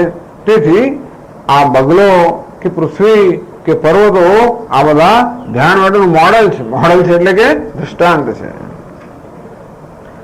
તૈલ ધારાવત, તેલની ધારાની જેમ તૈલ ધારાવત. આ તૈલ ધારા એવું શાસ્ત્રનું દૃષ્ટાંત છે. એક પાત્રમાંથી બીજા પાત્રમાં તેલ જયારે રેડવામાં આવે ત્યારે તૈલ ધારામાં કોઈ પ્રકારનો ત્યાં આગળ અંતર ના હોય, કોઈ છિદ્ર ના હોય. એ ધારા કેવી હોય છે? એક ધારી હોય છે. તેમ મનનામાં વિચારો આ પ્રકારે તેલની ધારાની જેમ આદ્ય ધારયા સ્રોતશાસ્ત્રમ સરળ ચિંતનમ વિરત પરમ. તો રમણ મહર્ષિ આદ્ય ધારા ત્યાં ઘીની ધારા દ્રષ્ટાંત આપ્યું. યોગ શાસ્ત્રમાં તૈલ ધારા દ્રષ્ટાંત આવે છે, રમણ મહર્ષિ ઘીની ધારા દ્રષ્ટાંત આપ્યું. એ પણ ઘી જો બરોબર પીગળેલું હોય એમાં તૈલ ધારાની જેમ વહેતું હોય. તમે કેમ ઘીની ધારા દ્રષ્ટાંત આપ્યું? કે ઘીમાં પવિત્રતા છે. ઘી યજ્ઞ આગાદી વગેરેમાં દેવતાઓને અર્પણ થતું હોય છે, અને માટે ઘીમાં પવિત્રતા છે એ ધ્યાનમાં લઈને તૈલ ધારાના બદલે ઘીની ધારાનું દ્રષ્ટાંત આપ્યું. ધારા જેવી રીતે પ્રવાહ વહી રહ્યો હોય તેવી રીતે મનની વૃત્તિનો એક ધારો પ્રવાહ હોઈ રહ્યો હોય, તૈલધારાવત સંતત સતત અવિચ્છિન્ન, જેમાં કોઈ પ્રકારનો વિચ્છેદ નથી, સતત પણ થઈ રહ્યું છે અને કોઈ પ્રકારના વિચ્છેદ વગર હંમેશા દ્રષ્ટાંત આપવામાં આવતું હોય છે. વિચ્છિન્ન પ્રત્યય ધ્યાનમ, કોઈ વિષય હોય તો એને ધ્યાન એને કહેવાય. યોગશાસ્ત્રની અંદર જ્યારે આપણું મન એ વિષયમાં સજાતે વૃત્તિ પ્રવાહ, એ જ્યાં એક પ્રકારની વૃત્તિનો પ્રવાહ વહેતો હોય, જેનું પણ ધ્યાન કરીએ આપણે, શ્રી કૃષ્ણનું ધ્યાન કરતા હોય તો પણ આપણા મનમાં જે વૃત્તિ ઉઠે એક જ પ્રકારની વૃત્તિ હોય, બીજા પ્રકારની વૃત્તિ આવે નહીં અને સતત આ પ્રકારની વૃત્તિ ચાલ્યા કરે. આ પ્રક્રિયાને ધ્યાન કહે છે. એમાં પ્રયત્ન ના હોય તો એને સમાધિ કહે છે, પ્રયત્ન સહિત હોય એને ધ્યાન કહે છે. તો ધ્યાનમ આ પ્રકારે તેર ધ્યાન, એટલે આ ધ્યાનનું પહેલા વર્ણન કરવામાં ધ્યાન કોને કહેવાય. અને તે રીતે એટલા માટે ધ્યાન કરતા પહેલા થોડી આપણે પૂર્વ તૈયારી કરતા હોઈએ છીએ. એક તો મને ભય છે કે આ વસ્તુ ચાલે છે, બિચારો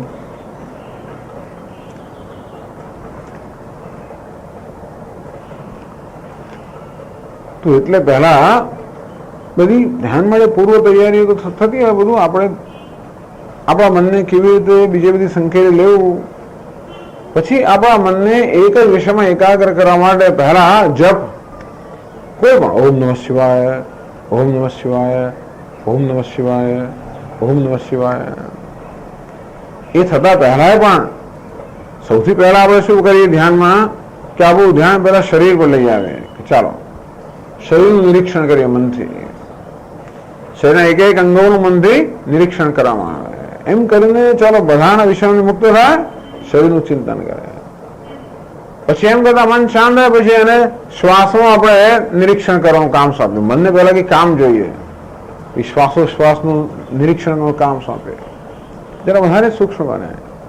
પછી એને માનસિક પ્રવૃત્તિ સોંપી. પેલા શરીરના સ્તરની પ્રવૃત્તિ, શ્વાસના સ્તરની પ્રવૃત્તિ, મનના સ્તરની પ્રવૃત્તિ. જપ ઓમ નમઃ શિવાય, ઓમ નમઃ શિવાય, ઓમ નમઃ શિવાય. ભગવાનનું નામ, ગમે તેનું નામ નહીં. આમ તો ગમે તે નામ ચાલે પણ ના ચાલે. એટલા જ માટે કે જેમ રમણ મહર્ષિ ઘીની ધારણ દ્રષ્ટાંત આપ્યું, એમ આજે નમઃ શિવાય કે ભગવાનનું નામ હોય તેમાં ભક્તિભાવ હોય, શ્રદ્ધા હોય, એ બધું હોય ને એની જોડે રહે. એટલે આપણું મન વધારે વધારે જેમ શાંત થાય અને પછી એને આવે તો એમ કરતા કરતા મન જયારે શાંત થયું પછી એને આત્મચિંતનમાં આપણે જોડી શકીએ ક્રમે ક્રમે. આનું નામ ધ્યાન. આગળ કહે છે તેન ધ્યાનેન આત્મની બુદ્ધૌ પશ્યન્તિ આત્માનમ પ્રત્યક્ષેદનમ આત્મના ધ્યાન સંસ્કૃતેન અંતઃકરણેન કેચિત યોગિનઃ. તો ધ્યાન જે આવા પ્રકારનું તેન ધ્યાન એના એ ધ્યાન વડે આત્મની ભગવાન આત્મની આત્મના આત્માનમ પશ્યંતિ. 3 વાર આત્મા શબ્દ આવ્યો. આત્મા એટલે કે આત્મામાં, આત્મના એટલે આત્મા વડે, આત્માનમ પશ્યતિ આત્મા વડે આત્મામાં આત્માનું દર્શન કરે છે. તો હવે આત્મા શબ્દના શું અર્થ થાય? એટલે કહ્યું આત્મા એટલે બુદ્ધો, પોતાની બુદ્ધિમાં દર્શન કરવાનું છે, પોતાના હૃદયમાં દર્શન કરવાનું, અંતઃકરણમાં દર્શન કરવાનું છે. કોનું દર્શન કરે? આત્માનમ પ્રત્યેક ચૈતન્યમ, પ્રત્યેક ચૈતન્ય પ્રત્યેક આત્મા છે એનું દર્શન કરવાનું. શેના વડે? આત્મના ધ્યાન સંસ્કૃત એને અંતઃકરણ એટલે કે વૃત્તિ, જેને જ્ઞાન વૃત્તિ કહેવામાં આવે છે. આ ધ્યાન વડે આપણે આવી રીતે કરવાથી આપણું અંતઃકરણ સંસ્કૃત બને, કેળવાય. બરોબર? તો એવી રીતે જે અંતઃકરણ આ પ્રકારના ધ્યાનથી અંતઃકરણ કેળવાયેલું છે, સૂક્ષ્મ બનેલું છે, જેમાં જ્ઞાનનો પ્રકાશ છે, એવા અંતઃકરણથી હું બ્રહ્મ છું, હું ઉપદ્રષ્ટા છું, હું અનંતા છું, આ પ્રકારે હું નારાયણ છું કે હું બ્રહ્મ છું, આ પ્રકારનું દર્શન એટલે આત્મા વડે એટલે કે અંતઃકરણ વૃત્તિ વડે આત્મામાં એટલે કે અંતઃકરણ હૃદયમાં, આત્માનું એટલે કે હું બ્રહ્મ છું એ રીતે દર્શન પશ્યંતી દર્શન કરે છે યોગીઓ. ટૂંકમાં શ્રવણ, મનન, નિધિધ્યાસન આ પ્રકારનો ક્રમ છે.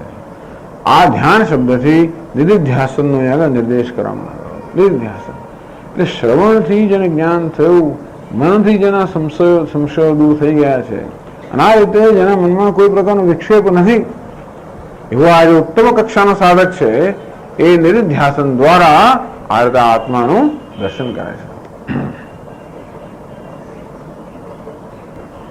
તો જે આ પ્રકારના દર્શન હજી તૈયાર નથી એના માટે શું?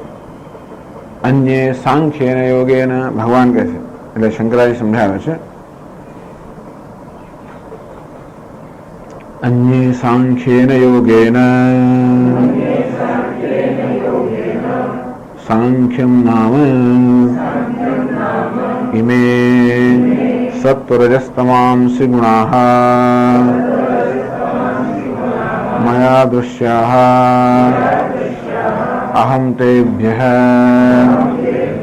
અન્યઃ તદ્વ્યાપાર સાક્ષ્યભૂતઃ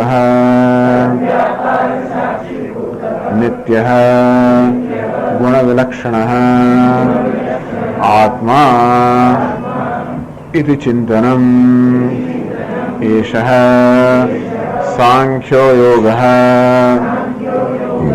તેન પશ્યન્તિ આત્માનમ આત્મના ઇતિ વર્તતે. અન્ય અર્થાત મધ્યમ અધિકારીઓ છે, જે લોકો આ પ્રકારના ધ્યાન માટે તૈયાર નથી, તો એની પહેલાની કઈ કક્ષા છે? શ્રવણ અને મનન. તો સાંખ્ય શબ્દથી આ શ્રવણ અને મનનો નિર્દેશ કરવામાં આવે છે. તો સાંખ્ય અને યોગેના સાંખ્ય રૂપ યોગથી, સાંખ્યમ નામ, સાંખ્ય કોને કહેવાય સમજાવ્યું. આ સાંખ્ય લોકોની પ્રક્રિયા છે એ અહીંયા બતાવે છે. એમે એટલે કહ્યું એવમ એવમ યોગેતિ પુરુષમ પ્રકૃતિમ ચ ગુણૈઃ. સાંખ્ય અર્થાત પુરુષ પ્રકૃતિ યોગ અને સાંખ્ય, પુરુષ પ્રકૃતિ વિવેક અને સાંખ્ય કહેવામાં આવે છે. પુરુષ અને પ્રકૃતિ ભિન્ન છે એ બંનેનો વિવેક કરવો નામ સાંખ્ય. પ્રકૃતિ અર્થાત સત્વ રજસ તમસ ત્રણ ગુણોને બનેલી, અને પુરુષ અર્થાત એનો દ્રષ્ટા. આમ દ્રષ્ટા અને દૃશ્યનો તૃદૃશ્યનો વિવેક. આ દ્રષ્ટા દૃશ્ય કરતા ભિન્ન છે, અને આ રીતે દ્રષ્ટામાંથી બધા દૃશ્યના અંશ દૂર કરી દેવા. અત્યારે આપણે જાણીએ તો છીએ કે દ્રષ્ટા દૃશ્ય કરતા ભિન્ન છે, અને માટે આ નેપકિન કરતા હું ભિન્ન છું તો મને જ્ઞાન છે. છતાં હું ની અંદર ઘણા દૃશ્ય પણ જોડાઈ ગયેલા છે. આમ જ્યાં સુધી મારા શરીરની બહારના પદાર્થો છે ત્યાં સુધી મને કોઈ પ્રકારનો ત્યાં આગળ ભ્રમ નથી. એ બધા પદાર્થો હું નથી એ મારું જ્ઞાન સ્પષ્ટ છે. પણ છતાં હું ના ખ્યાલની અંદર બી બહુ વસ્તુ જોડાયેલી છે. ત્યારે હું એ પ્રકારનો ખ્યાલ કરું જો અંદર અહંકાર પણ હોય, બુદ્ધિ પણ હોય, મન પણ હોય, ઇન્દ્રિયો પણ હોય, શરીર પણ હોય, બધી વસ્તુ અંદર જોડાઈ ગયેલી છે. એટલે હું ના ખ્યાલમાં આવું જોડાઈ ગયું છે, એમાંથી બધાનો એટલે અધ્યારોપ બધી અપવાદ કરવો, એમાંથી આ બધાને બાદ કરવા. એટલે હું નેપકિન નથી કહેવાનું છે, હું ટેબલ નથી કહેવાનું જરૂર નથી, કઈ હું જાણું જ છું. ત્યારે શું જરૂર છે? હું શરીર નથી, કારણ દેહને હું માનું છું, મારે વિવેક કરવાની જરૂર છે કે આ દેહ હું નથી. એટલે ઇમે સત્વ રજસ તમાંસી ગુણાઃ. આ સત્વ રજસ તમસ આ ત્રણ ગુણો છે. મયા દૃશ્યાઃ, એમાંથી આ સમગ્ર ઉપાધિ બનેલી છે. સત્વમાંથી મારું અંતઃકરણ બનેલું હોય, જ્ઞાનેન્દ્રિયો બનેલી છે. રજસમાંથી મારો પ્રાણ કર્મેન્દ્રિયો બનેલી છે. તમસમાંથી આ દેહ બનેલો છે. આ સમગ્ર ઉપાધિ જેનું આત્મા માનવું છે, વાસ્તવમાં આ ત્રણ ગુણોની નો વિકાર છે, એ હું નથી. તદ બ્રહ્મ નિષ્કલ્મહમ ન ચ ભૂત સંઘ. એ નિષ્કલ નિરવય બ્રહ્મ હું છું, શુદ્ધ. ન ચ ભૂત સંઘ, આ પંચ મહાભૂતોનો સંઘ છે તે હું નથી. ઇમે સત્વરજસ તમાંસી ગુણાઃ મયા દૃશ્યાઃ. આ બધા ગુણો તો મારા દર્શનના વિષયો છે. જે કે દ્રશ્ય યદ દૃશ્યમ તદ જડમ, જે દૃશ્ય છે જળ છે એ તો અનાત્મા છે. આ શરીર કેવું છે? દૃશ્ય છે, માટે હું નથી. ઇન્દ્રિયો પણ દૃશ્ય છે, માટે હું નથી. મન બુદ્ધિ પણ દૃશ્ય છે, માટે હું નથી. અહમ તેભ્ય અન્ય મયા દુષ્યા. આ દેહ ઇન્દ્રિય મન બુદ્ધિ કે દેહ વિગ્રહેન્દ્રિય પ્રાણધીતમ નાહમેક સત તજ્જડમ્ય સત. રમણ મહર્ષિ કહે છે વિગ્રહેન્દ્રિય પ્રાણધીતમ તમ. વિગ્રહ એટલે કે શરીર, ઇન્દ્રિય, પ્રાણ, બુદ્ધિ, અજ્ઞાન. નામ હું એક નથી. કેમ? એકમ હું તો એક છું, આ બધા અનેક છે. હું ચેતન છું, આ બધા જળ છે. હું દ્રષ્ટા છું, આ બધા દૃશ્ય છે. નામ એક અસત તજ્જડમ્ય અસત. હું સત છું, આ બધા અસત છે. હું ચેતન છું, આ બધા જળ છે. એક છું, આ બધા અનેક છે. આમ દૃગ્દૃશ્ય વિવેક બહુ બધી ચર્ચા કરવામાં આવી. આ પ્રકારે દ્રષ્ટા અને દૃશ્યનો વિવેક, પુરુષ અને પ્રકૃતિનો વિવેક, આ પ્રક્રિયાને સાંખ્યની પ્રક્રિયા એ આપણે પણ સ્વીકારેલી છે. વેદાંતમાં પણ આ પ્રક્રિયા સ્વીકારાયેલી છે. દ્રષ્ટા અને દૃશ્યનો વિવેક. મયા દૃશ્યા અહમ તેભ્ય અન્ય. એ બધા કરતા હું અન્ય છું. અન્ય એટલે કેવું? તદ વ્યાપાર સાક્ષીભૂત. આ બધાનો જે વ્યાપાર છે એનું સાક્ષી છું. દેહને એના વ્યાપારનો સાક્ષી છું, ઇન્દ્રિયો એના વ્યાપારનો સાક્ષી છું, મન બુદ્ધિને એમના વ્યાપારનો સાક્ષી છું. તે તદ વ્યાપાર સાક્ષીભૂત હૈ. નિત્ય હૈ. આ બધા કેવા છે? અનિત્ય છે. હું નિત્ય છું. અનિત્ય અર્થ આપણે ઉત્પન્ન થયેલા છે. હું તો ઉત્પન્ન થયા વગરનો છું. મારો પ્રાગભાવ આપણે કહ્યું પ્રાગભાવ છે. એટલે કે એક સમય હતો ત્યારે દેહ નહોતો, ઇન્દ્રિયો નહોતી, મન નહોતી, બુદ્ધિ નહોતી. એવું ક્યારેય સમય નહોતો જ્યારે હું ન હતો. આ બધા અનિત્ય છે. હું નિત્ય છું. જે રીતે તો જે પ્રકારની પ્રક્રિયા આ જળ છે ને હું ચેતન છું, અનેક છે, હું એક છું, અસત છે, હું સત છું, અનિત્ય છે, હું નિત્ય છું, જે બધી વિલક્ષણતા છે અને કોઈ પણ એક વિલક્ષણતા લઈને પણ આ પ્રકારે ચિંતન કરી શકાય. સાક્ષીભૂત હૈ, નિત્ય હૈ, ગુણ વિલક્ષણ હૈ. આ બધા ગુણ કરતા વિલક્ષણ છું. હું કેવું છું? નિર્ગુણ છું. આ ગુણ પણ કેવા છે? અનેક છે, વળી મર્યાદિત છે, જળ છે. હું નિર્ગુણ છું, એક છું, અમર્યાદિત છું, ચેતન છું. આત્મા આ બધા કેવા છે? અનાત્મા છે. ભલે અત્યાર સુધી આત્મા માનતો આવ્યો છું, વાસ્તવમાં અનાત્મા છે. હું આત્મા છું. ઇતિ ચિંતનમ સાંખ્ય યોગ હૈ. આ પ્રકારનું ચિંતન શ્રવણ અને મનન દરમિયાન થતું હોય છે. આ પ્રકારના ચિંતનને સાંખ્ય યોગ કહેવામાં આવે છે.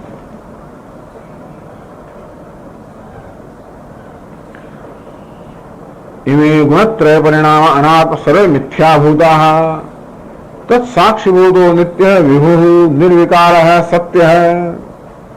विभु सर्वव्यापी सत्य अवधा सत्य समस्त जड़ संबंध शून्य है. હું અસંગ છું. આ બધાથી અસંબંધિત છું.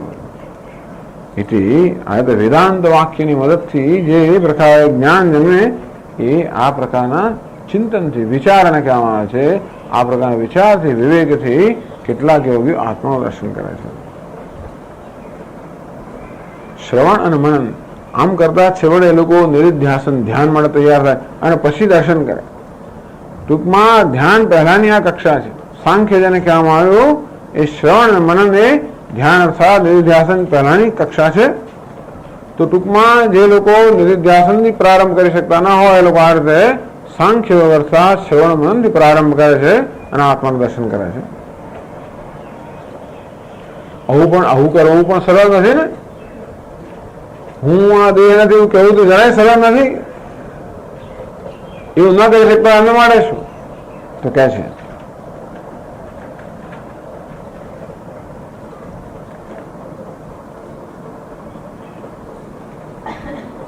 આ સાંખ્યને યોગ કહ્યો. યોગ હેતુતયા યોગ તુલ્યત્વાદ. આ યોગ એટલે કે આત્માનો પરમાત્મા યોગ એટલે દર્શનનું કારણ હોવાને કારણે સાંખ્ય યોગ ગયો.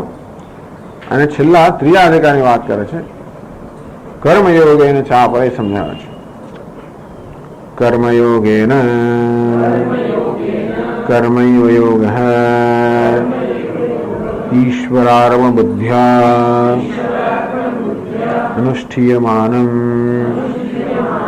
ઘટન રૂપમ યોગાસક્ત્વાદ યોગ ઉચ્યતે ગુણતઃ तेन सत्वशुद्धि ज्ञानोत्पत्ति द्वारेण च अपरे ત્રીજા જેને મંદ અધિકારી કહેવામાં આવ્યા એ લોકો કર્મયોગથી શરૂ કરે,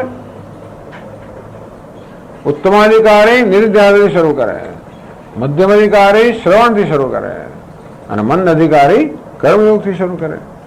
કર્મયોગેન છે કર્મયોગ કર્મયોગ હે. આમાં કર્મ જ યોગ છે. કર્મ કેવું કર્મ? ઈશ્વરાણુબુદ્ધ્યા અનુષ્ઠીયમાનમ. કર્મયોગમાં ઈશ્વરાણુ બુદ્ધિ વડે અનુષ્ઠાન કરવામાં આવે એ કર્મ યોગ કહેવામાં આવે છે. કેમ? યોગાર્થત્વાદ યોગ હે. કારણ કે જ્ઞાનનું સાધન હોવાના કારણે જ્ઞાન છે વડે યોગનું સાધન છે.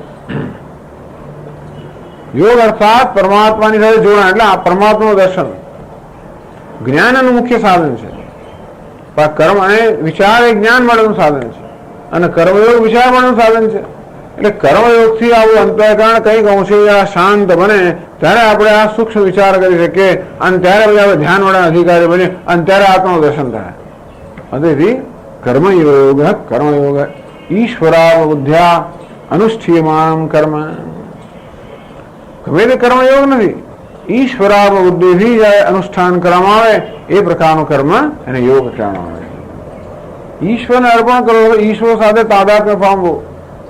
કર્મ યોગનો એક જ સિદ્ધાંત છે કે અહંકારની સાથે તાદાત્મ્યનું સેવન કરવાના બદલે ઈશ્વર સાથે તાદાત્મ્યનું સેવન, એનું ઈશ્વરને અર્પણ કરવું અને એને પરમેશ્વર પ્રિયતા. આ કર્મથી પરમેશ્વર પ્રસન્ન થાય ત્યારે થાય જ્યારે આપણે એની દ્રષ્ટિથી જોઈએ. ત્યારે ટૂંકમાં અહંકારની દ્રષ્ટિથી વસ્તુને જોવાના બદલે ઈશ્વરની દ્રષ્ટિથી જોવાનો પ્રયત્ન કરવો, એનો પક્ષ લેવો, અહંકારનો પક્ષ ન લેવો. ઈશ્વર હતું કેવું કરે? ઈશ્વર બધાનું ધ્યાન રાખે, એનામાં તો કોઈ એવું તો હોય પક્ષપાત હોય જ ને. અને તેથી એના જેવા બનીને કર્મ કરવું એવો પ્રયત્ન આપણો, પક્ષપાત વગર કર્મ કરવું, એને પ્રસન્ન કરવા માટે કર્મ કરવું. તો આ પ્રકારે એટલે આ ઉપાસના બની ગઈ. ઈશ્વર જેવા થવાનો પ્રયત્ન કરવો, પછી ઈશ્વરનું ચિંતન અને પછી ઈશ્વર સાથે ઈશ્વરનું જ્ઞાન. આ પ્રકારનો ક્રમ છે. કર્મયોગ કર્મયોગ ઈશ્વરાબુદ્ધિથી અનુષ્ઠાન કરવામાં આવે કર્મ યોગાસત્વાદ યોગ. અંતે બહુ બધી ચર્ચાઓ આવે છે. તમેદમ વેદાન વચનેન બ્રાહ્મણ વિદિશંતિ યજ્ઞેન દાનેન તપસા નાશકેન બૃહદારણ્યક ઉપનિષદમાં ઘણી ચર્ચા આવે છે કે મુમુક્ષુઓ જ્ઞાન પ્રાપ્ત કરવા ઈચ્છે છે તેમાં શું કહે છે? આ યજ્ઞ દાન તપશ્ચર્યા વગેરે કર્મ કરવા હોય છે. અર્થાત કર્મ પણ જ્ઞાનનું સાધન અર્થ બને જ્યારે ઈશ્વરાબુદ્ધિથી કરવામાં આવે ત્યારે. તો યોગ અર્થત્વાદ યોગ ઉચ્ચતે. એ કર્મને પણ યોગ કહેવામાં આવે છે. તેથી કર્મ એ જ યોગ છે. કર્મયોગ ગુણતઃ ગૌણ રીતે કર્મને યોગ કહેવામાં આવ્યો. યોગની અંદર જે કંઈ ગુણ છે એવા કંઈક ગુણ કર્મમાં પણ છે. યોગ જેમ આપણને ઈશ્વર જોડી આપે છે સીધે સીધો, તેમ કર્મ પણ પરોક્ષ રીતે જોડી આપતું હોવાના કારણે કર્મને પણ ગૌણ રીતે યોગ કહેવામાં આવ્યો. કેવું જોડી આપે છે? સત્વ શુદ્ધિ જ્ઞાનોત્પત્તિ દ્વારે. સત્વ શુદ્ધિ આ પ્રકારે કરવા પહેલા અંતઃકરણને એટલે પક્ષપાતથી મુક્ત કરે. ઈશ્વર અર્પણ કર્મ કરવું એટલે કે રાગદ્વેષ વગર કરવું. બીજું શું? ઈશ્વરનો રાગદ્વેષ નથી મળે, આપણે પણ કર્મ રાગદ્વેષથી પ્રેરણ ન કરીએ. અંતેથી કર્મ કરતી વખતે ઘણા ગેરત એમ કહ્યું તેમ કર્મ કરવાનું પ્રારંભ કરીને અંદર રાગદ્વેષ બહાર આવે અને પોતપોતાનો અધિકાર જવાનો પ્રયત્ન કરે. એ રાગદ્વેષને આપણે સમર્થન ના આપીએ, એને તો રાગદ્વેષને સમર્થન ના આપીએ અને કર્મ કરીએ. આ રીતે કર્મ રાગદ્વેષને દૂર કરવાનું સાધન બને. અંતો એ સત્વ શુદ્ધિ અંતઃકરણને રાગ અને દ્વેષમાંથી મુક્ત કરવાનું સાધન બને. પછી જ્ઞાનોત્પત્તિ, પછી જ્ઞાનની ઉત્પત્તિ. અને એ રીતે આ કર્મ પણ સાધન છે માટે એને કર્મયોગ કહેવામાં આવે.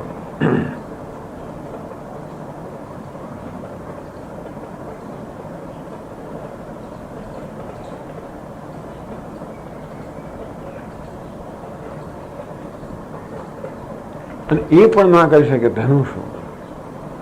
એને માટે 25મા શ્લોકમાં કહે છે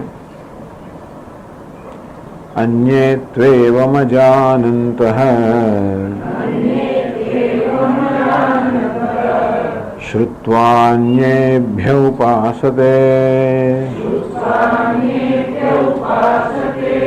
ते विचातितरन्त्येव मृत्युं श्रुतिपरायणाः।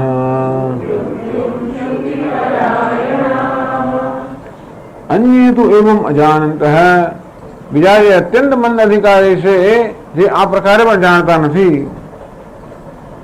અર્થાત આમાંને કોઈ પણ ત્રણ એક પણ સાધન છે એનું અનુષ્ઠાન કરવાની શક્તિ ધરાવતા નથી કે યોગ્યતા ધરાવતા નથી. એ લોકો શું કરે?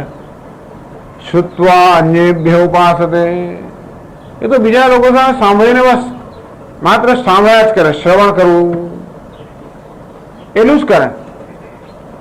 તે વિચાર તરંતે ભગવાન કહે છે કે એ લોકો પણ અતિ તરંતી, એ પણ મૃત્યુને તરી મૃત્યુ, એ પણ મૃત્યુને મૃત્યુને તરી જાય છે કે શુદ્ધિ પ્રાણ. હા, આ માત્ર શ્રવણ જ કરવું, બીજું આ પોતે કરી શકતા નથી. આપણે ચિંતન કરી શકીએ તો બરાબર છે, એવું સાંખ્ય એટલે પુરુષ પ્રકૃતિનો આવું પ્રકારનો વિવેક ન કરી શકતા હોય તો એમને માટે શું છે? બસ શ્રવણ કર્યા કરવું શ્રદ્ધાપૂર્વક. તે વિશુદ્ધિ પરાયણ, આ શ્રવણને પરાયણ રહેલા આ સાધકો પણ મૃત્યુમાંથી તરંતી, એમાં મૃત્યુને તરી જાય છે. એ કહે છે ભાષ્યમાં, અન્યે અન્યે તો એષુ વિકલ્પેષુ અન્યતરેણાપી એવં યથોક્તમ આત્માનમ અજાનन्तઃ અન્યેભ્યઃ આચાર્યેભ્યઃ શ્રુત્વા ઇદમેવ ચિંતયત इति उक्ताः उपासते श्रद्धानाः सन्तः चिन्तयन्ति तेऽपि च अतितरन्ति एव अतिक्रामन्ति एव मृत्युं मृत्युयुक्तं संसारम् इत्येतत् श्रुतिपरायणाः श्रुतिः श्रवणं परम् अयनं गमनं मोक्षमार्गप्रवृत्तौ परं साधनं येषान्ते श्रुतिपरायणाः केवल परोपदेश प्रमाणाः स्वयं विवेकरहिताः इत्यभिप्रायः। अन्येतु परंतु अन्य एषु विकल्पेषु अन्यतरेणापि एवं अजानन्तः, આ ત્રણ વિકલ્પ કહેવામાં આવ્યા, ધ્યાન, સાંખ્ય યોગ અને કર્મયોગ. આ ત્રણ વિકલ્પ જે આત્માના દર્શન માટે કહેવામાં આવ્યા, એમાં એક પણ વિકલ્પ વડે આત્માને દર્શન કરવા માટેની યોગ્યતા જે નથી ધરાવતા. યથોક્તમ આત્માનમ અજાનંતઃ, આગળ જ આત્મા વિશે કહેવામાં આવ્યું એનું જ્ઞાન પ્રાપ્ત કરવાની યોગ્યતા ધરાવતા નથી આ ત્રણમાંથી એક સાધનથી. અન્યેભ્ય આચાર્યેભ્ય શ્રુત્વા, તો એ લોકો શું કરે? એટલે સ્વયં ચિંતન કરવાની યોગ્યતા ધરાવતા નથી. એક વસ્તુ એમનો છે શ્રદ્ધા છે. શ્રદ્ધા હોવાને કારણે અન્ય પાસેથી અર્થાત આચાર્ય પાસેથી. કેવો આચાર્ય? પરમ કારુણિકેભ્ય, આ પરમ કારુણિક જે આચાર્ય હોય એમની પાસેથી સાંભળીને. એટલે શાસ્ત્રમાં પૂરી શ્રદ્ધા છે અને આચાર્યમાં પૂરી શ્રદ્ધા છે, એટલે એમની મોટી મૂડી છે. એ ના હોય તો પ્રશ્ન રહેતો જ નથી. પેલા લોકો પાસે કદાચ બીજી બધી મૂડી છે, કોઈ ચિત્તની એકાગ્રતાની મૂડી હોય, વિચારની મૂડી હોય, આ જાત જાતની બધી એ લોકો મૂડી છે. આ લોકો કઈ મૂડી છે? શ્રદ્ધાની મૂડી છે. તો શ્રદ્ધા હોય તો આપણે શ્રવણ કરી શકીએ ને આપણે કરવું હોય એનું આપણે પ્રાણ પાલન કરી શકીએ ને. એટલે આચાર્ય શ્રુત્વા, શ્રદ્ધાપૂર્વક બીજા જે આચાર્યો છે એની પાસેથી સાંભળીને, અન્ય એટલે કે આચાર્ય મળે. શું કે એમને ઇદમ એવ ચિંતયત, તમે આ પ્રકારે ચિંતન કરો, આ પ્રકારની ઉપાસના કરો, આવું ધ્યાન કરો, આમ જપ કરો, આ કરો. ઇતિ ઉક્તાઃ ઉપાસતે શ્રદ્ધાનાઃ સંતઃ, શ્રદ્ધાપૂર્વક જેમને કહેવામાં આવ્યું હોય એની એ લોકો ઉપાસના કરે, એ કરે, જે કહેવામાં આવ્યું હોય એ કરે.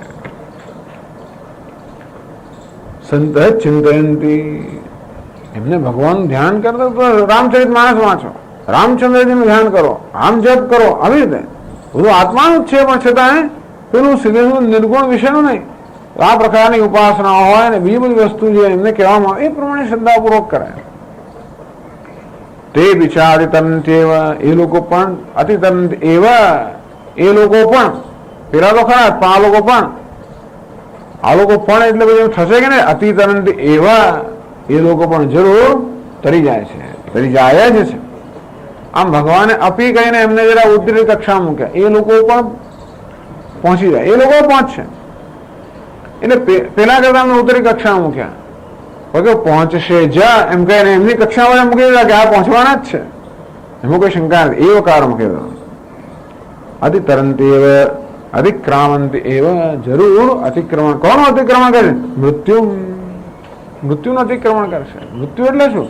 મૃત્યુયુક્તમ સંસાર મિત્યેત, આ સંસાર જે મૃત્યુથી ભરેલો છે. મૃત્યુ અર્થાત સંઘર્ષ, ભય, દુઃખ, શોક, આમના મૃત્યુ. તો એ જેમ લક્ષણ જેવા સંસારને એ લોકો પણ જરૂર તરી જાય છે. એ કયા છે? શ્રુતિ પરાયણા. આ સાધકો છે શ્રુતિ પરાયણા. શ્રુતિ શ્રવણમ પરમાયણમ ગમનમ મોક્ષ માર્ગ પ્રવૃત્તો પરમ સાધનમ યેષામ તે શ્રુતિ પરાયણા. તો મોક્ષ માર્ગ માટે હમણાં મુખ્ય સાધન કયું પસંદ કર્યું? શ્રવણ. કેવલ પરોપદેશ પરાયણ પ્રમાણ, અન્યના ગુરુજના ઉપદેશને પ્રમાણ માનનારા. કારણ કે બીજા હોય તો પછી પ્રશ્ન કરે કે આવું કેમ કહ્યું, પેલું કેમ કહ્યું, આવું તો હોતું હશે, આમ એવું ચાલતું હોય. જે લોકોને પેલું બુદ્ધિનો થોડો વિકાસ થયો અને એ લોકોને થોડી બીજી તકલીફો પડે, એનો અમુક લાભ તો પછી બધું ગેરલાભ થાય. આ લોકો તો બિચારા બસ જે કહ્યું ગુરુ જે કહ્યું છે બરાબર છે. પરોપદેશ પ્રમાણ સ્વયં વિવેક રહિતા, પોતાનામાં સારા નરસાનું આ સાચું છે ખોટું કે શાસ્ત્રે શું કહ્યું ના કહ્યું, પછી પોતે શાસ્ત્રના તાત્પર્ય નિર્ણય કરવાનો એવું બધું નહીં. એ કહ્યું છે બરાબર છે. પેલા તો બધા ઘેર જઈને પોતે વિચારે, પછી જોયું કે આ તો આમ છે, ના પેલું આમ તો ના હોય, પેલા તો આમ કહ્યું, ફલાણું તો આમ કહ્યું, પેલા એનો ચક્કર ચાલે બધા. એ માત્ર શ્રવણને પરાયણ નથી, પણ મનનને પરાયણ છે, બીજા બધાને પરાયણ છે. હવે તો આજે શ્રવણ પરાયણ છે બસ. અંદરથી જો આ પ્રકારની શ્રદ્ધા હોય ત્યારે આપણને કહેવામાં આવે એ બહુ જલ્દી આપણે ગ્રહણ કરી શકતા હોઈએ છીએ. એવું નથી કે ગ્રહણ કરવામાં બહુ બધી મોટી બધી ન્યાય અને વૈશેષ જાત જાતની વસ્તુ જરૂર એવું કઈ નથી આવતું. પ્રસ્થાન તરીકે અભ્યાસ ક્યાં કઈ જરૂર નથી. પ્રસ્થાન બ્રહ્મસૂત્ર કઈ જરૂર નથી. એક જ ગ્રંથ પૂરતો છે, ભગવદ ગીતા પૂરતી છે. બહુ ચોપડા ઉથલાવાની જરૂર નથી હોતી. પણ આમાં શું? શ્રદ્ધા, શ્રદ્ધાના સંત, શ્રદ્ધાપૂર્વક અને સાથે સાથે જે પોતાને કહેવામાં આવ્યું છે એનું અનુસરણ કરનારા. અને શ્રવણ, શ્રવણ વખતે ચિંતન થતું જ હોય છે. શ્રવણ વખતે જે મનન વગેરે થાય એને જે લોકો વરેલા છે, તો એ લોકો પણ મૃત્યુનું અતિક્રમણ કરે છે, સંસારનું અતિક્રમણ કરે છે.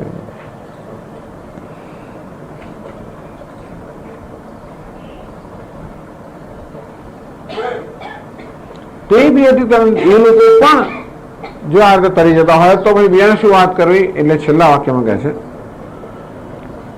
કિમ વક્તવ્યમ પ્રમાણમ પ્રતિ સ્વતંત્રાઃ વિવેકિનઃ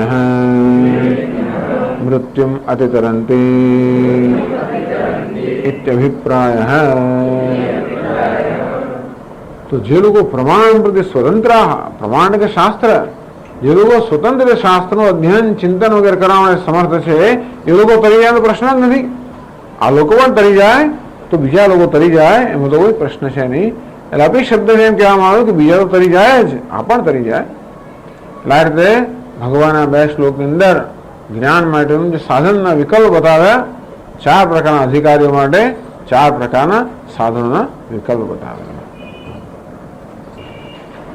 ઓમ પૂર્ણમદ પૂર્ણમિદં પૂર્ણાત પૂર્ણમુદચ્યતે પૂર્ણસ્ય પૂર્ણમાદાય પૂર્ણમેવાવશિષ્યતે. ઓમ શાંતિ શાંતિ શાંતિ. શંકરં શંકરાચાર્યં કેશવં બાદરાયણં સૂત્રભાષ્યકૃતૌ વંદે ભગવन्तौ પુનઃ પુનઃ. ઈશ્વરો ગુરુરાત્મેતિ મૂર્તિભેદવિભાગિને વ્યોમવદ્વ્યાપ્તદેહાય દક્ષિણામૂર્તયે નમઃ. ઓમ શાંતિ શાંતિ શાંતિ. હરિ ઓમ શ્રી ગુરુભ્યો નમઃ. હરિ ઓમ. च गुणैः सह सर्वथा वर्तमानोऽपि न स भूयोऽभिजायते. ध्यानेनात्मनि पश्यन्ति केचिदात्मानमात्मना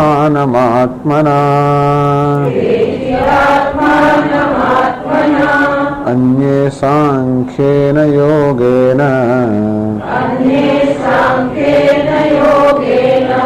कर्मयोगेन चापरे अन्ये त्वेवमजानन्तः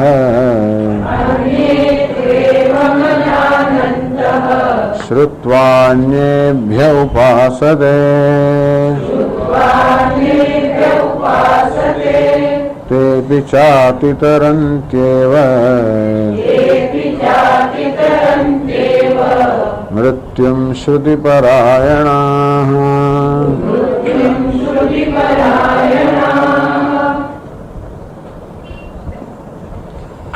एवं वेत्ति पुरुषं प्रकृतिं च गुणैः सह. एवं आ प्रकार यह पुरुषम वेत्ति, જે પુરુષને અર્થાત આત્માને જાણે છે, ઉપદ્રષ્ટા, અનુમંતા, ભર્તા, ભોગતા, એ રીતે આત્માને સ્વયંને જાણે છે. પ્રકૃતિમ જે ગુણૈઃ સહ, એ પણ જાણે છે કે આ પ્રકૃતિ સત્વ રજસ તમસ આ 3 વિકારની પ્રકૃતિ છે, 3 ગુણોની બનેલી, અને એ બધા ગુણોના વિકાર રૂપે આ સમગ્ર જગત અને ઉપાધિઓ ઉત્પન્ન થયેલી છે. આમ પુરુષ અને પ્રકૃતિનો વિવેક જે જાણે છે એ પણ જાણે છે કે પુરુષ અર્થાત આત્મા સત્ય છે, પ્રકૃતિ મિથ્યા છે, આ રીતે જાણે છે. આવો વિવેક છે.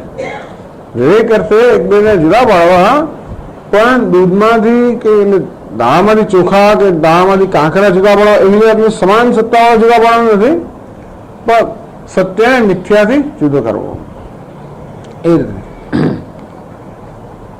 સર્વથા વર્તમાનોપી ન સ ભૂયોભિજાયતે, એનો ફરી જન્મ થતો નથી. આ પ્રમાણે કહેવામાં આવ્યું. ધ્યાન આત્માને પશ્યંતિ, કોઈ આ જ્ઞાન પ્રાપ્ત કરવાના ઉપાયના વિકલ્પ બતાવવામાં આવ્યા. કેચિત આત્માનમાત્મના, કેટલાક સ્વયં હૃદયની અંદર આત્માને ધ્યાનથી એટલે નિર્ધ્યાસનથી એ આત્માના દર્શન કરે છે.